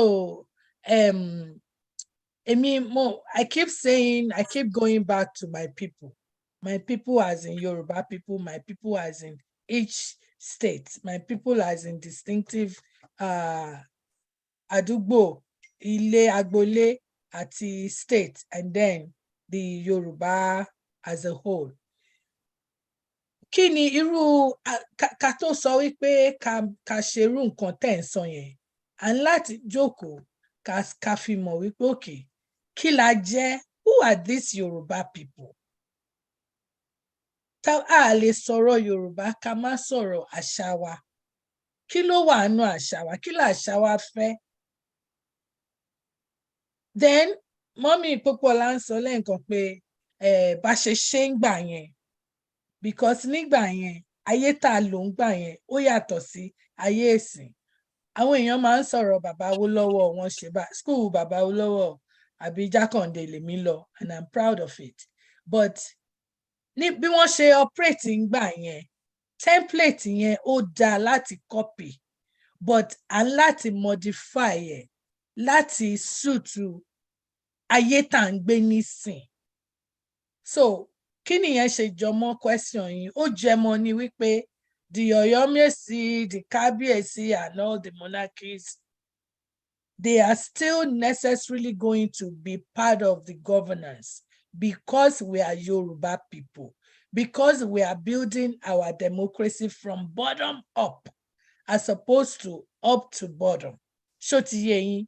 So èmi feel pé yes, we can work them into the system, and that's the only way tí bàbá mi dẹ̀ tiẹ̀ ní tòótọ́, bàbá mi yẹn gbogbo wa la mọ̀, tó sọ̀rọ̀ wípé tó ní káwọn ìjọba àwọn kábíyèsí kọ́ máa dìde nítorí pé òun o àbáwọn kan o tán jẹ́ gọ́vnà o wọ́n wà níkàlẹ̀ o pé kọ́ máa dìde fún wọn orí adé.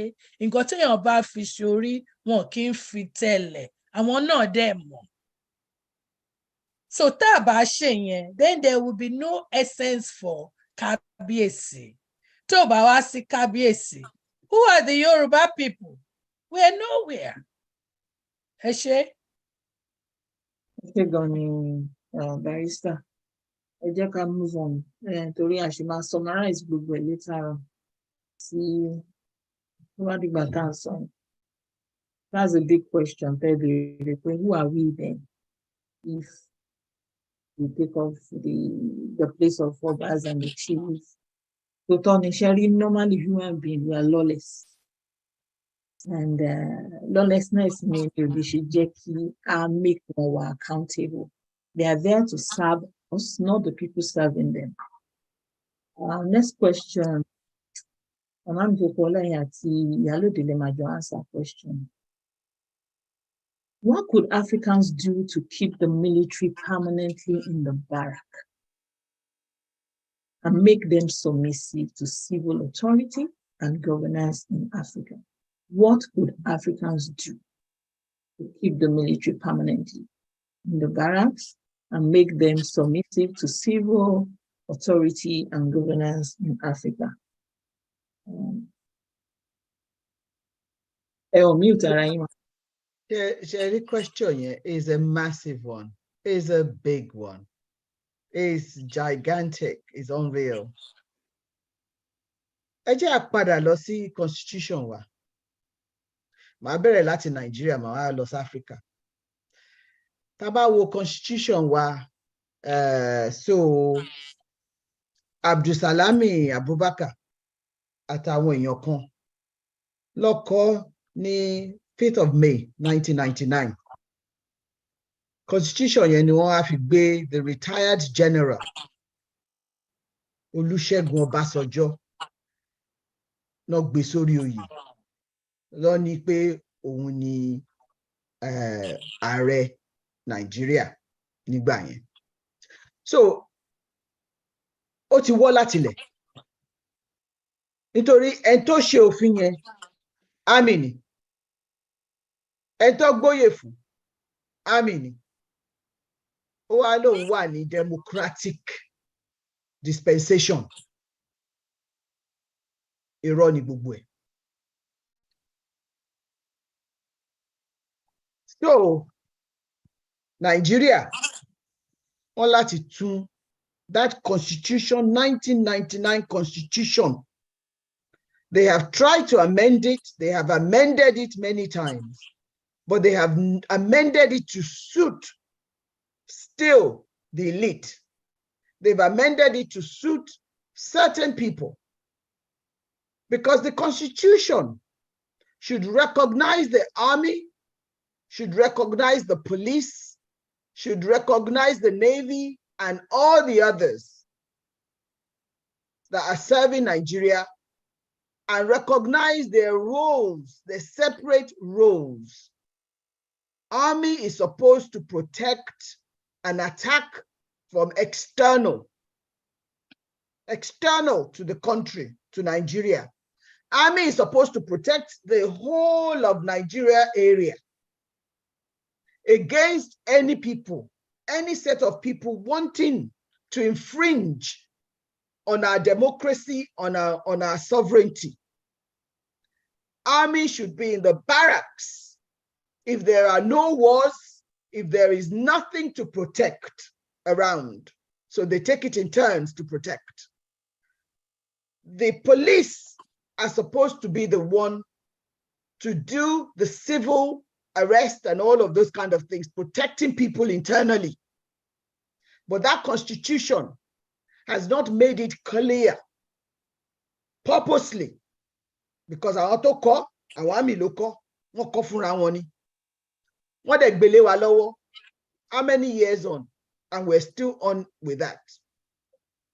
Tẹ́ bá máa wo Africa, kí ló dé tí àwọn àmì ń padà over and over again? Because tí civilians bá ṣe coup, and when they talk about civilian coup, they're talking about àwọn tí wọ́n gbéra wọn síbẹ̀ tí wọ́n gbé síbẹ̀, táwọn èèyàn gbé síbẹ̀. It's a coup. It's a form of coup. Àmì àwò pé kí ló dé àfẹ́gbẹ́lẹ̀ kíríkan àwọn náà máa gbà padà lọ́wọ́ wọn. Bọ́n ńgbà támì bá gba nǹkan tó bá gba democracy lọ́wọ́ democratic political people, ìfàsẹ́yìn ló mú wá. So going back to kí la lè ṣe, the democratic leaders, whether it's Nigeria, whether it's anywhere else in Africa, they must be accountable. They must be people of integrity. These people must be seen not to be corrupt. These people must really want to serve their people, so that tí nǹkan bá rọrùn fún àwọn èèyàn, kò ní fún àwọn àmì ní audacity láti sọ pé àwọn fẹ́ gba ìjọba. Ibi tá ti rí pé wọ́n gba ìjọba of recent, ó ní ìdí tó ṣe gbà. Ìdí yẹn yàtọ̀ díẹ̀. Because external influence ló fà táwọn yẹn ṣe sọ pé àwọn fẹ́ gba ìjọba. In their own thinking, wọ́n protect ìlú wọn ni. from those external influences don't cripple wọn, tó dẹ̀ ń pa wọn. But ito tí ń ṣẹlẹ̀ Nigeria is within our own people because they have refused to leave and do their job. And their job, the job of the army is to protect Nigerians from external influences. So Africa must get its leadership right. And when we get our leadership right, the army will stay in the barracks. When our leaders do not sell us for the next pounds or whatever it is, you know, but she sell slavery for a bottle of gin or for some stupidness, the army will stay in the barracks. But one thing we must remember to do is to get that constitution ripped up and rewritten for the good of our nation. And then we can talk about Africa. Because see, Nigeria back get it right. If Nigeria shows the way, being the largest, the most populous nation in Africa, when we get it right, other African nations will copy what we're doing. We can then talk to them. We are like big brother. Show them the way. Show them how it's done. You know, but right now we're missing in action because our gono get it, we're right. Never mind Africa. I rest my case. Ẹ ṣé gan ni, mo bẹ ṣe ń fi Ìyálóde ẹgbẹ́ òsìkè. Nǹkan tá mi rí síbẹ̀ ojú pé the satanic constitution ta ni òun ló ń kọ̀ sí gbogbo wàhálà tó wà Nàìjíríà. Because ìyẹn ò ń ṣe constitution. That's why ìgbà tí àwọn bàbá yẹn bá sọ pé restructuring, is it still under this satanic constitution? No, ṣe máa restruct. So, èmi believe wípé tí constitution yẹn bá come down, then we will know where we are going. Nípa tí kò sírú democracy tán lè bring it to any country pẹ̀lú constitution ta ní kò lè work. Because like tí àwọn màmá mi méjèèjì ti sọ, àwọn kan wà ń bẹ̀ tó jẹ́ pé even ní Africa, president ń tọ̀ bára, ó sì fẹ́ dúró ń bẹ̀. Wọ́n ń ṣe oríṣiríṣi nǹkan tó wù wọ́n. All of them knows pé nǹkan táwọn ń ṣe kò ń ṣe nǹkan tó dáa. But wọ́n ní other influence from Western world pé tó bá ṣàtìlẹ́ṣe lè gbogbo gold yẹn máa kó fún wa. We make sure you are there. Gbogbo mineral resources yẹn máa kó fún wa. We make sure you there. So tírú yẹn bá ṣẹlẹ̀, tí corruption, tí irú for Nigeria for example, tí constitution yẹn tí wọ́n bá kọ láti kó lè match pẹ̀lú democracy, then ó máa work. Okay, for example, irú ìlú àti other Western worlds, in a year you might not even sight your eyes on one army. After wá pé òun gbé ní around barracks, tán bá ṣe cadet service wọn, tán march lọ, tán ṣe practice wọn. But Nigeria, army for crying out loud, wọ́n á máa ṣe bí tout bí agbèrò. Wọ́n á dúró sínú mọ́tò, wọ́n á máa gbowó. Ilé tí wọ́n bá fún wọn, wọ́n á gbé wọn bọ́lẹ̀, wọ́n á bẹ̀rẹ̀ sí ní nà wọ́n. Wọ́n respect uniform tí wọ́n fún wọn. Because kò sí èèyàn kankan tó lè sọ fún wọn pé nǹkan tẹ́ ń ṣe ò dáa. Àwọn kí ni cause náà títorí constitution tí ò dáa ni. Police officer, wọn mọṣẹ́ wọn. Tí nǹkan bá ń ṣẹlẹ̀ nílùú, tí òun ṣe war against the country, bóyá Niger fẹ́ gbé ogun wá sí Nàìjíríà, ìgbà ló yẹ kárí àmì wa kán dìde pé àwọn fẹ́ lọ jà. Kò sí nǹkan tó ń ṣe ní títì. Wọ́n máa ń sọ funny thing gbà tèmi wà kékeré pé inú igbó lọ̀bọ ń gbé, inú igbó ni àmì ń gbé. They're supposed to be in the bush, in their barracks, to do their job. kò ṣe pé kán wá bọ́ síta kán máa wo ẹni tó wọ yúnífọ́ọ̀mù army kán bẹ̀rẹ̀ sí ní nà nílùú yìí mo ní yúnífọ́ọ̀mù army tí mò ń wọ̀ kò sí army kankan tó dá mi dúró pé kí ni problem mi.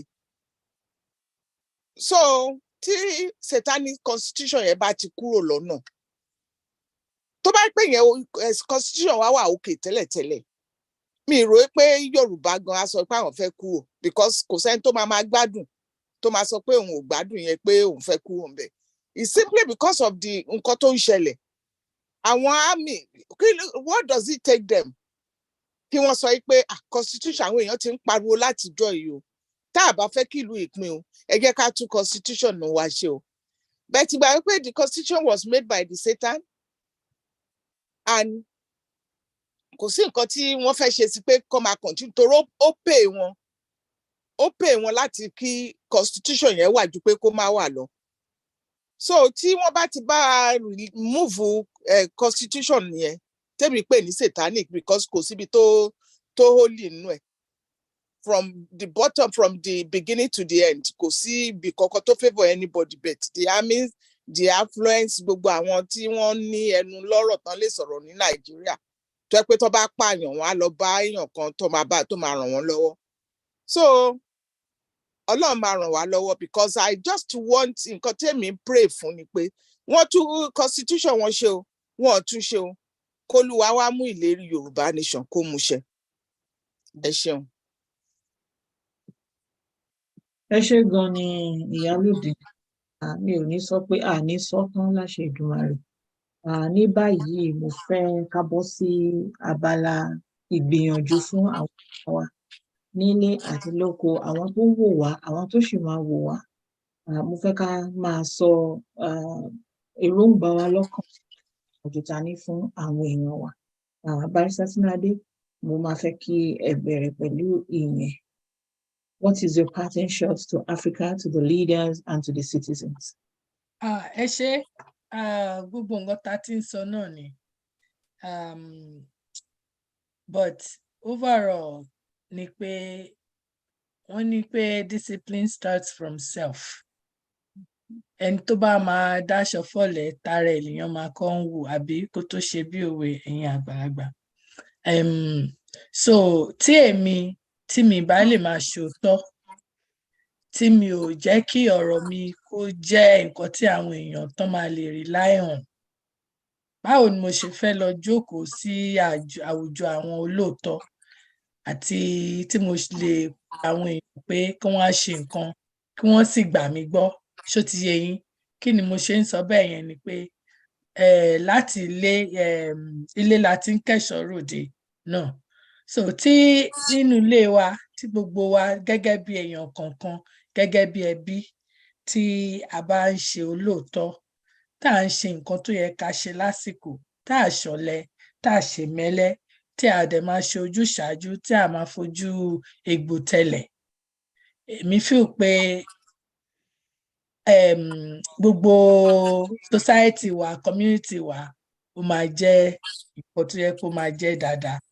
So ìyànjú mi ni fún everybody pé kí gbogbo wa ká tiraka ní gbogbo ohun tá a bá ń ṣe ká jẹ́ olóòótọ́ ká máa finú kan ṣe nǹkan ká sì máa wá ire ibi tá a wà àti ire tọmọlàkejì wa.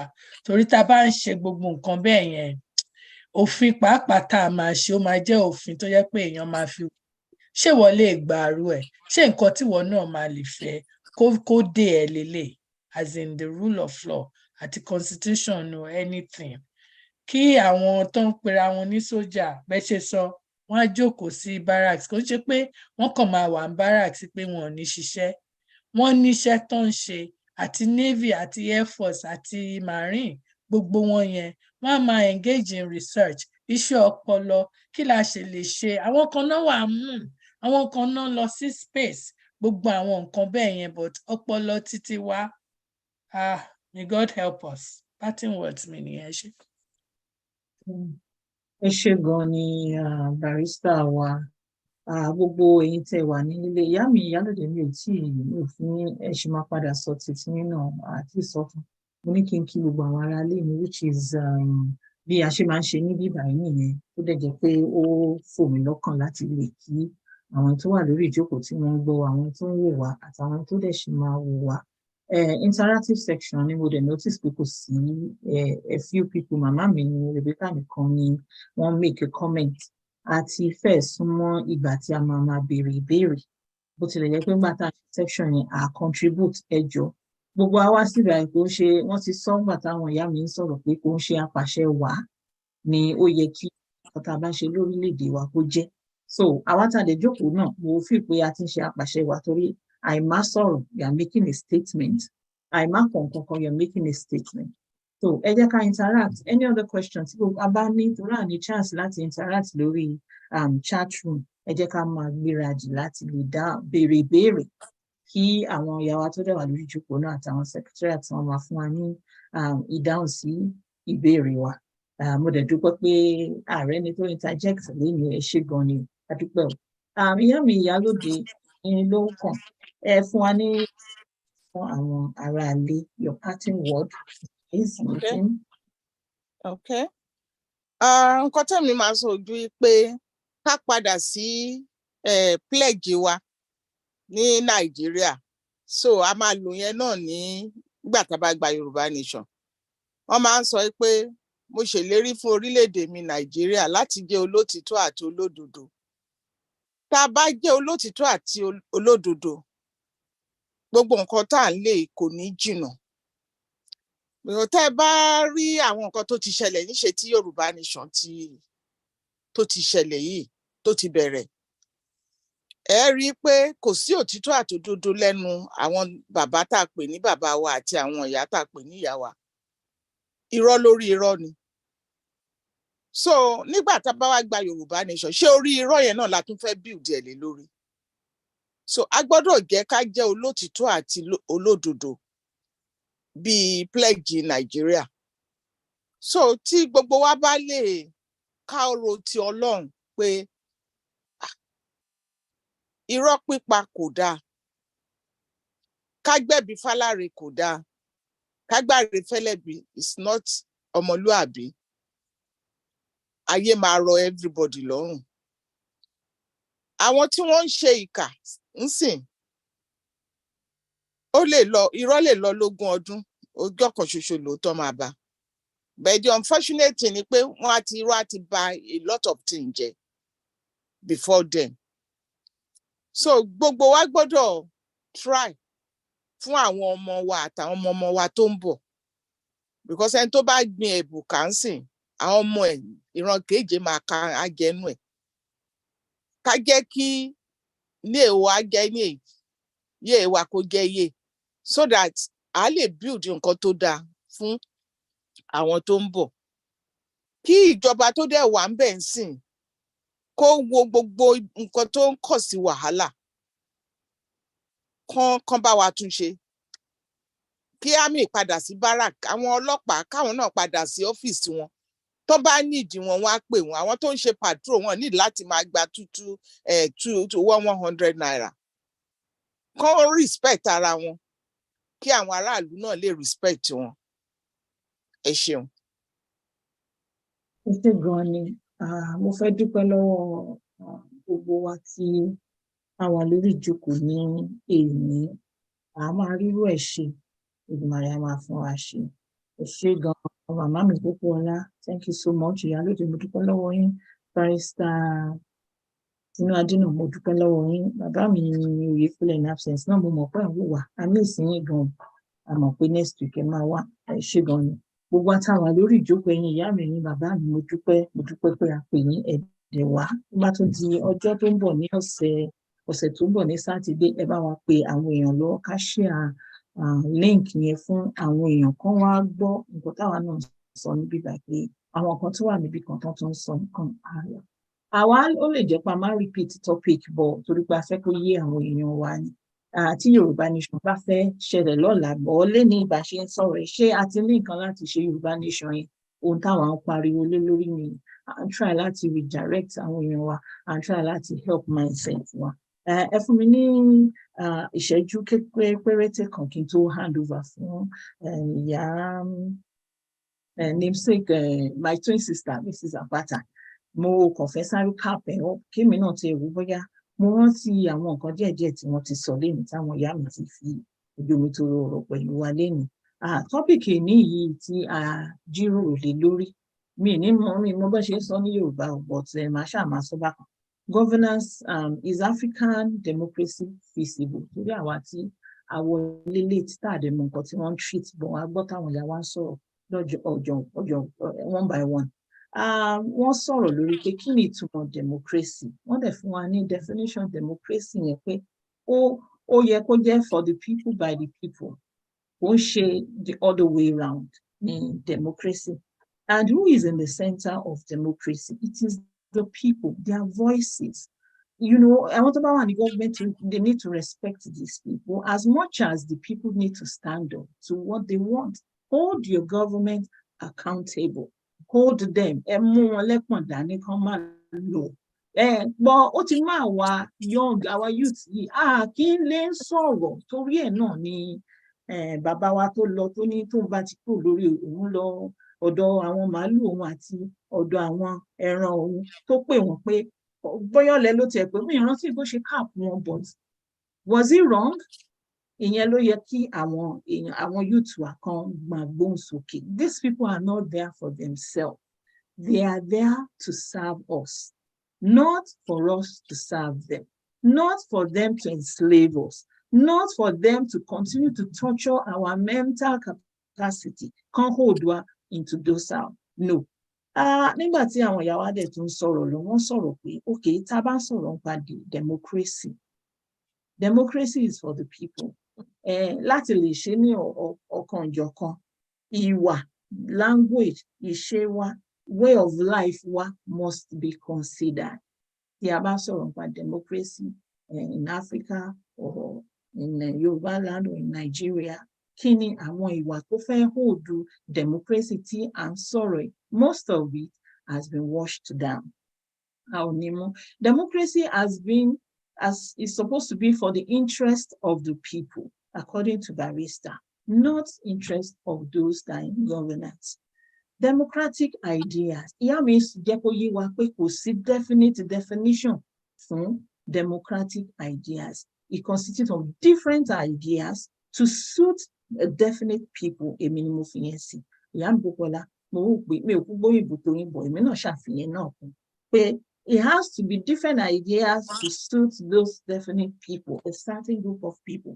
A lè gbé democracy àbí idea àwọn ará West ká gbé wá sí ilẹ̀ wa. Nǹkan tó gbé fún wa nìyẹn láti enslave wa, láti put wa into bondage. Wọ́n fẹ́ nǹkan títí wa, àwa tún wá fẹ́ nǹkan títí wọn. Ṣẹ́rípà ti sọ nǹkan nù.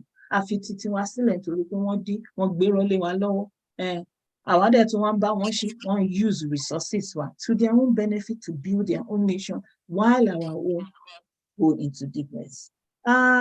Wọ́n ìyá lóde náà tún sọ̀rọ̀ pé ó dà pé Barrister Akínsọ́lá sọ̀rọ̀ nípa àwọn òye Mercy, the hierarchy and everything. Gbogbo ẹ̀ náà ti ṣàlàyé fún ẹ̀mí náà dẹ̀ sọ pé tó máa di ìgbà mìíràn ní ọjọ́ iwájú. A máa wá chat yẹn tó yẹ kó bá ti ń sọ̀rọ̀ àwa náà lè máa rí. Àwọn ọmọ wa tó wà sí wọn tó ń jẹ́ bẹ́ẹ̀ wọ́n rí. Tí àgbàlagbà bá ń sọ̀rọ̀ gan wá ní kágbàlagbà gbẹnu dání. Wọ́n dẹ̀ lé ojú jíjìn tí àgbàlagbà ṣe àwa mọ bójú àgbàlagbà ṣe jìn. Experience ni. Àwọn ọmọ sí ò fẹ́ dúró dè yín. Wọn ò fẹ́ gbọ́. A combination of all this will work, but not in the bloodline. Ẹnìkan kàn yẹn sínú chat room orí tán kọ̀rọ̀ bloodline. Bàbá ìyá mi Bọ́lá ló ń sọ̀rọ̀ nípa pé bó ṣe ṣẹlẹ̀ ní ayé àtijọ́ yẹn ó lè má lè ṣẹlẹ̀ mọ́ láyé ìsìn because nǹkan ti yàtọ̀. Ẹnìkan ò lè sọ pé torí pé àwọn bàbá ńlá mi ló ti wà lórí àpérò bóyá ó bá ṣì wọ́n ṣe ń rò láyé ìgbà yẹn pé kò lè work mọ́. Ó dẹ̀ tún lè work.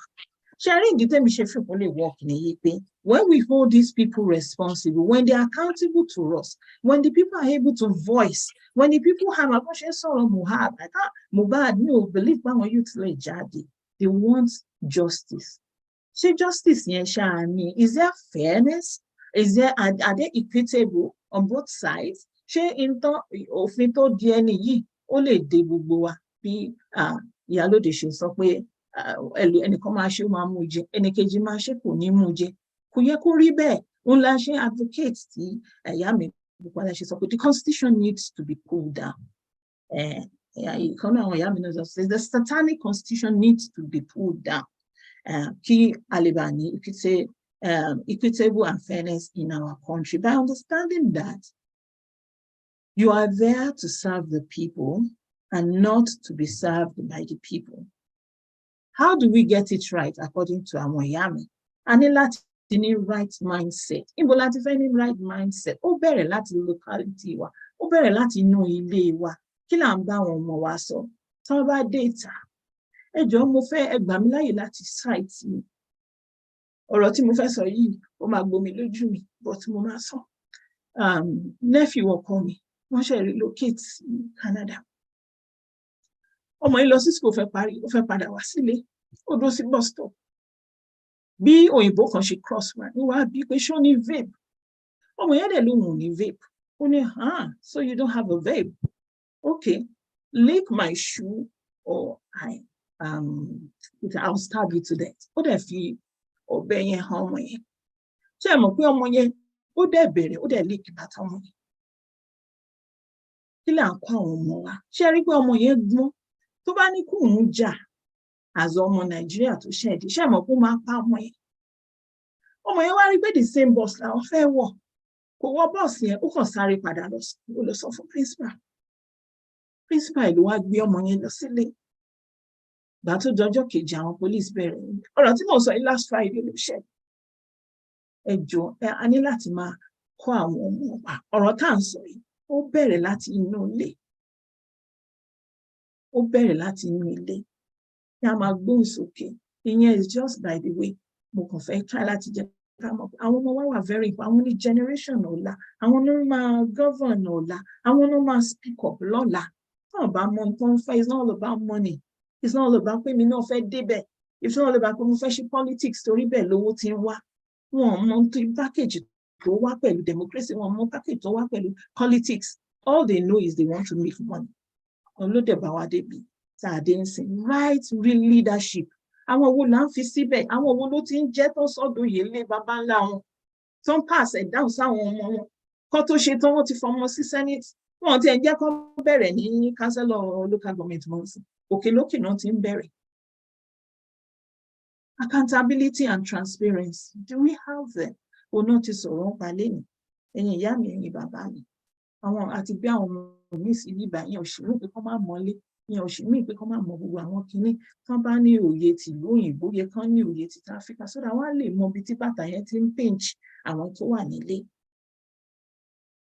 A dẹ̀ tún sọ̀rọ̀ nípa after office. Ìkan náà àwọn ìyá wa kan rọra mention ní pé after office. Legacy wo ni wọ́n tó wà bẹ́ẹ̀? Legacy wo ló fi sílẹ̀? Lẹ́yìn ìgbà tó bá kówó jẹ tán tá ti mọ̀ kó kówó jẹ, legacy wo ló fi sílẹ̀? They don't think about after office. They don't think about rule of law. Gbogbo ẹlẹ́dẹ̀ ti sọ̀rọ̀ nípa lẹ́yìn.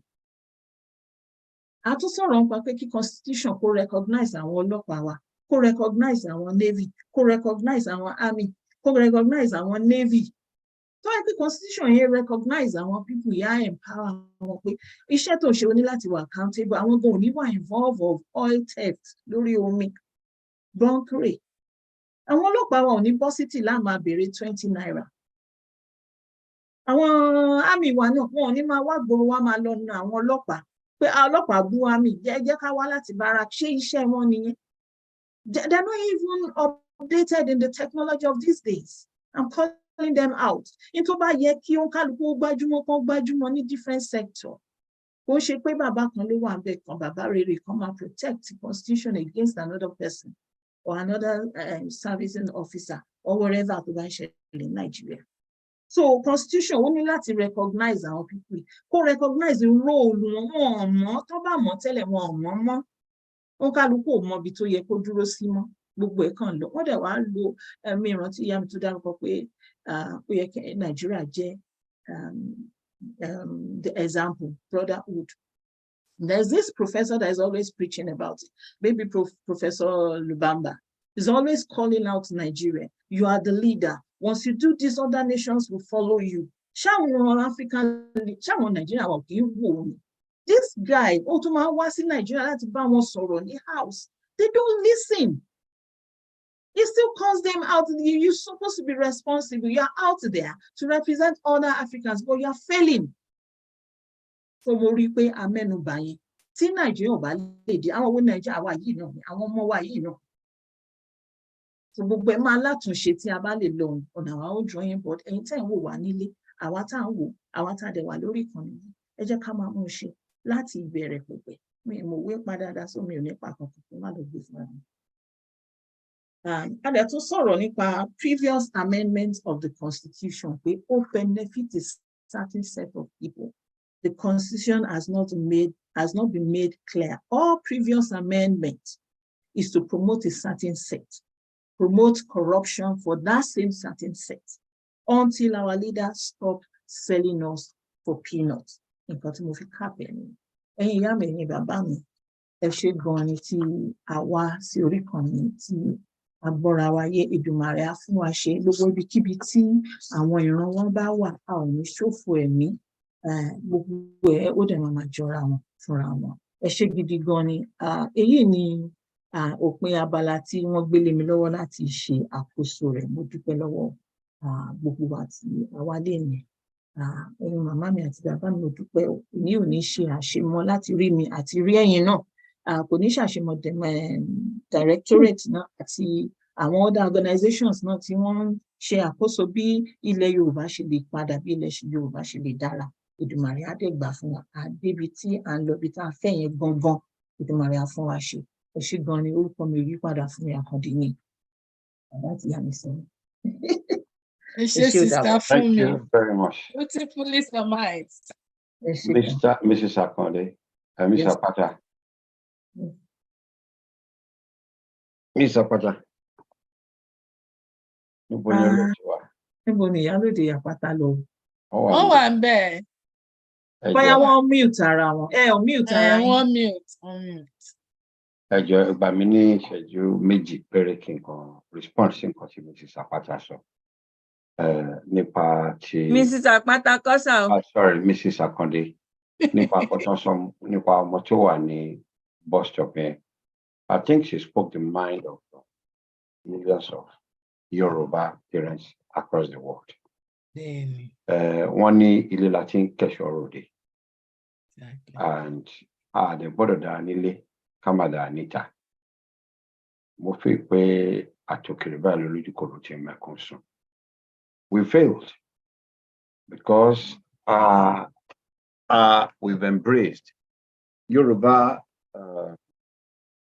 nation, ẹ̀sìn, ó yàtọ̀ fún culture, ẹ̀sìn. They are two distinct issues. Àwọn bá ṣe máa ń ṣe mí pẹ̀lú Pastor Raphael lánàá máa ń sọ̀rọ̀, àjọ sọ̀rọ̀. One of the things that I shared during the conversation was the fact that when we were growing up, a máa ń gbọ́ àwọn orin kan pé àwa yóò ṣòro ilé wa o, àwa yóò ṣòro ilé wa o. Ọlọ́run ni ọba aláṣẹ. Tá bá lọ sí mọ́ṣáláṣí, a bá lọ sí church, a bá lọ ìṣẹ̀ṣe. Òun ló máa ń ṣe kábíyèsí. Òun ló máa ń gbàdúrà. Òun ló máa gbà lọ́wọ́ wa.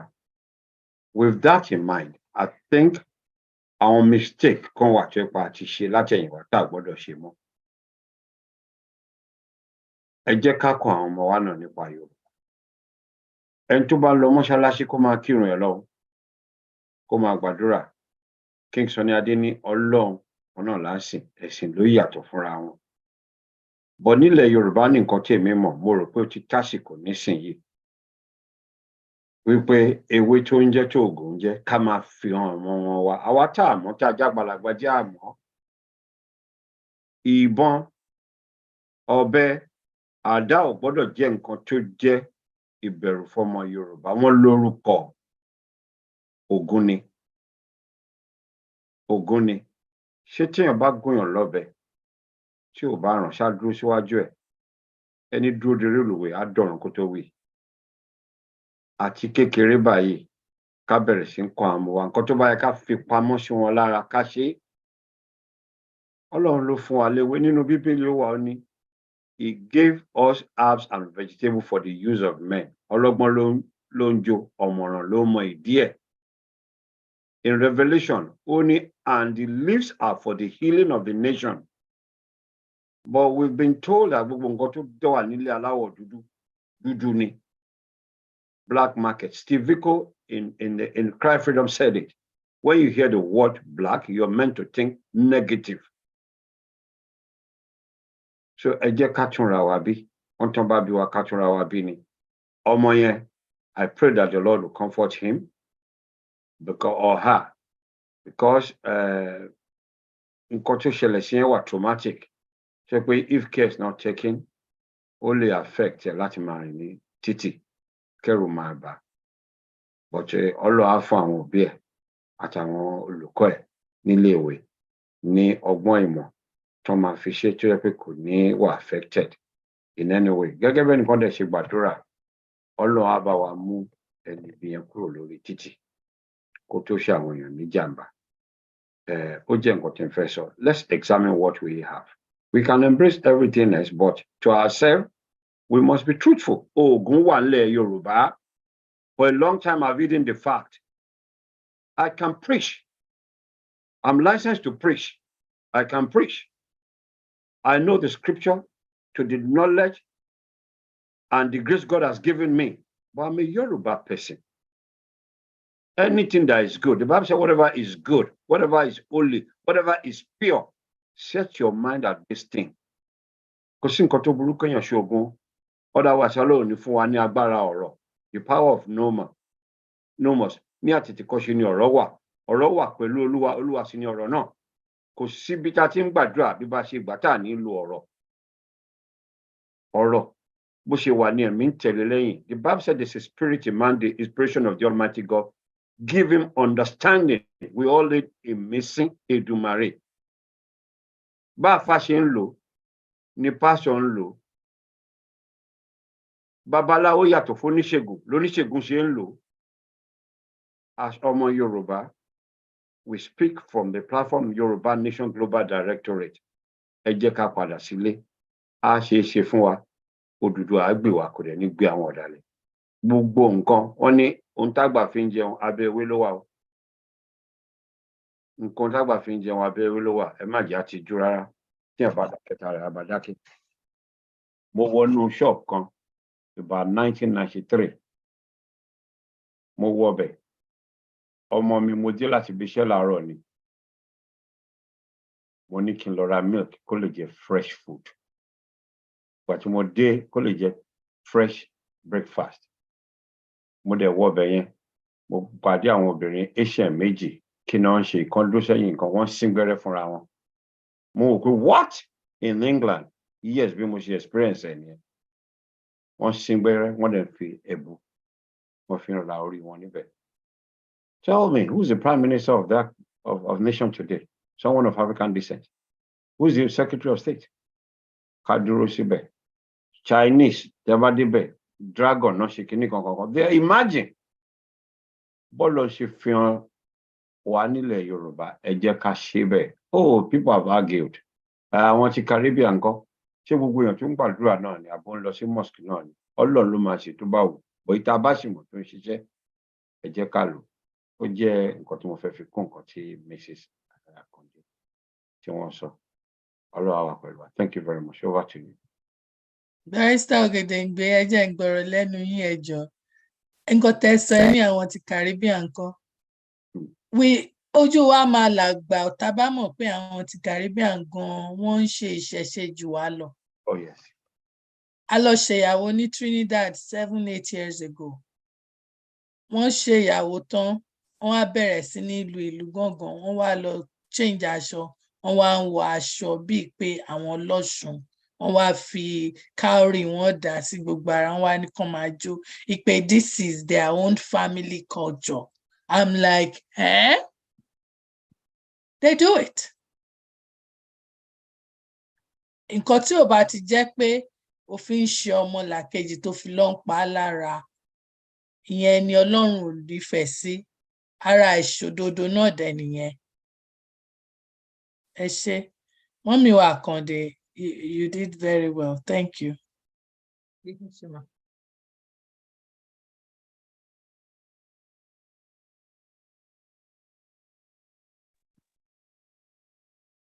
Ẹ ṣé púpọ̀ gbogbo ẹ̀yin tí ẹ ti bá wa dá sí ètò tòní. Ọlọ́run Elédùmarè á ràn wá lọ́wọ́ láti gbé ìgbésẹ̀ tó yẹ ká gbé gẹ́gẹ́ bí ẹnì kọ̀ọ̀kan àti gẹ́gẹ́ bí ìdílé láti ṣe ohun tó tọ́ fún ara wa kó tó wá kan fún orílẹ̀-èdè wa. Nǹkan tó kù náà tí a fẹ́ ṣe náà ni pé tá bá rí ẹni tó ní ìbéèrè, arábìnrin Àkàndé sọ lẹ́ẹ̀kan wípé gbogbo ẹ̀ dákẹ́ rọ̀rọ̀, ẹnìkan ò sọ̀rọ̀ lórí ẹnìkejì. Ó dà bẹ́ẹ̀ yẹn, ó wá ṣeé ṣe kí a ní ìbéèrè kan àbí ohun tó ń jẹ wá lọ́kàn. Àǹfààní wà báyìí fún wa láti tú ara wa sílẹ̀, láti unmute báwọn òyìnbó ṣe ń wí, kí a sọ ohun tó bá wà ní ọkàn wa ní ọ̀nà ìbéèrè, torí àsìkò ìbéèrè àti ìdáhùn òun náà ni a wà yìí. Ẹni tó bá ní suggestion, ìmọ̀ràn, a lè fi sínú chat box, àbí tó bá yẹ pé a fẹ́ sọ ni ká rí àwọn tó wà secretariat kí a bá wọn sọ ohun tí ó wà ní ọkàn wa. Ṣùgbọ́n ní ìsìn bí ìbéèrè fún àwọn tí wọ́n dá sí ètò tòní ni o, àbí nǹkan míì tá fẹ́ kí secretariat yànnàná fún wa, abala ẹ̀ náà ni a wà yìí. So a ṣì wà within the time stipulated for this meeting, though a pẹ́ bẹ̀rẹ̀, but gbogbo ẹ̀ náà ń lọ ní kánmọ́nkánmọ́, so a sì fẹ́ gbára wa ní àkókò tí kò yẹ náà ni. So tó bá ṣe díẹ̀ tá a bá rí ẹni tó béèrè, a lè mú ìpàdé wá sí òpin, ṣùgbọ́n a ó fi àyè díẹ̀ sílẹ̀ bóyá a rí ẹni tó fẹ́ béèrè. So ká na ọwọ́ ẹ̀rọ bí a ṣe máa ń nà, just in case tá a bá rí ẹni tó ń darapọ̀ mọ́ wa fún ìgbà àkọ́kọ́. Ọwọ́ ẹ̀rọ òun náà ni a máa ń nà sí òkè. Níbi reaction yẹn tá a bá tẹ̀, a ní raise hand, nawọ́ sókè. Tó bá ní ìbéèrè, nawọ́ yẹn sókè ká lè rí i, ká sì lè pè ẹ́.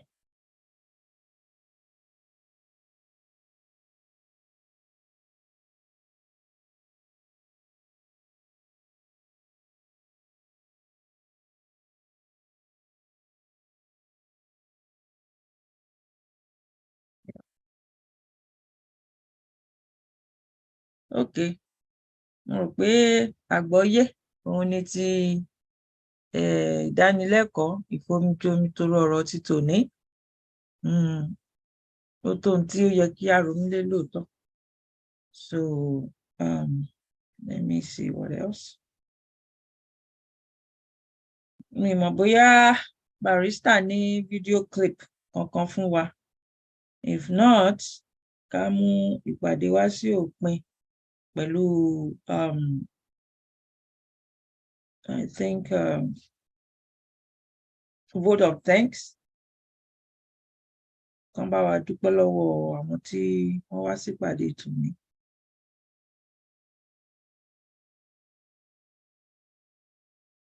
Barrister Ogidembe. Oh, sorry. We didn't prepare any video. Okay. Maybe Osetumbo, I might get a video on standby. But there are so many new videos also. But Taluma, she vote of time. She Baba Rafael. She Apostle she was in Ule. Apostle Adebayo. Thank you, Baba Chilo. Okay. Bóyá kẹ́ bá wa ṣe náà gbà náà. Okay. Ẹ ṣé. Baba wa Bakare, Moriyo, Dr. Bukola, Mori, God bless you and thank you and well done for what you're doing for the Yoruba nation. And I had the opportunity of seeing the video. Amanda Adejuwashi. Ọlọ́run á ràn wá lọ́wọ́ and iṣẹ́ wa ẹ ṣe kò ní sí lórí iṣẹ́ wa. We want to thank everybody, the panelists and those who have been in attendance since we commenced this meeting. Wọ́n ní àmàbẹ̀ ọ̀bẹ ní bẹ́ṣù iwájú báyìí ó ní ọ̀pá ìbìtì ló ń rí sí.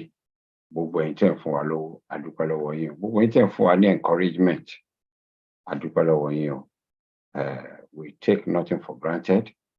Orí ọ̀fẹ́ la ní and gbogbo wa pátápátá gẹ́gẹ́ bí olóòtú ṣe bẹ̀rẹ̀ program yìí òjíṣẹ́ òun la jẹ́ òjíṣẹ́ gidi. Ẹ gbọ́ nínú àwọn ọ̀rọ̀ tí màmá wa sọ wọ́n ní rírí á pé ìkà á pé ilẹ̀ ló mẹni tó máa jẹun pẹ́ wọ́n dẹ̀ ní àṣélẹ̀ báyìí ó ní àbọ̀ àbá. Gẹ́gẹ́ bí màmá wa ṣe sọ nígbà tí wọ́n address wa lẹ́nu wọ́n ní many of us here were writing our epitaph without even being conscious of it. Nǹkan tí àwọn ìran tó ń bọ̀ tó máa sọ nípa wa. Bí rọ́bà ń lọ lógún ọdún òótọ́ á bá lọ́jọ́ kan.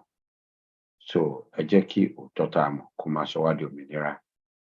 The truth, like she read, often reside in isolation.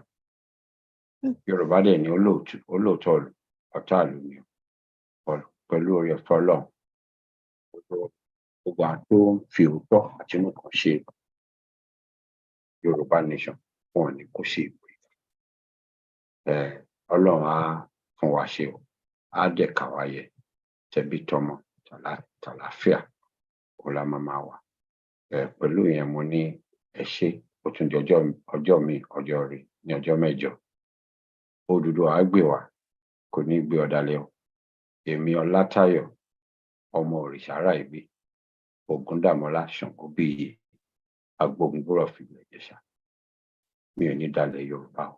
Ìwọ ńkọ́? Thank you. Èmi náà ní dalẹ̀ Yorùbá o. National anthem of the Yoruba nation.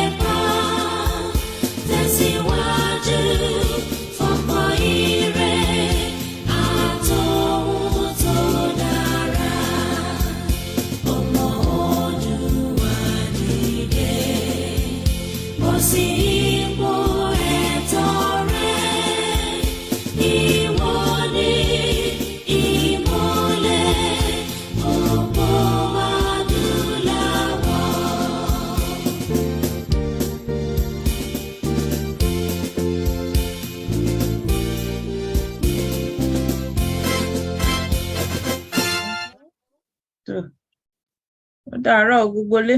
See you next weekend. Dàárọ̀ ẹ ṣeun.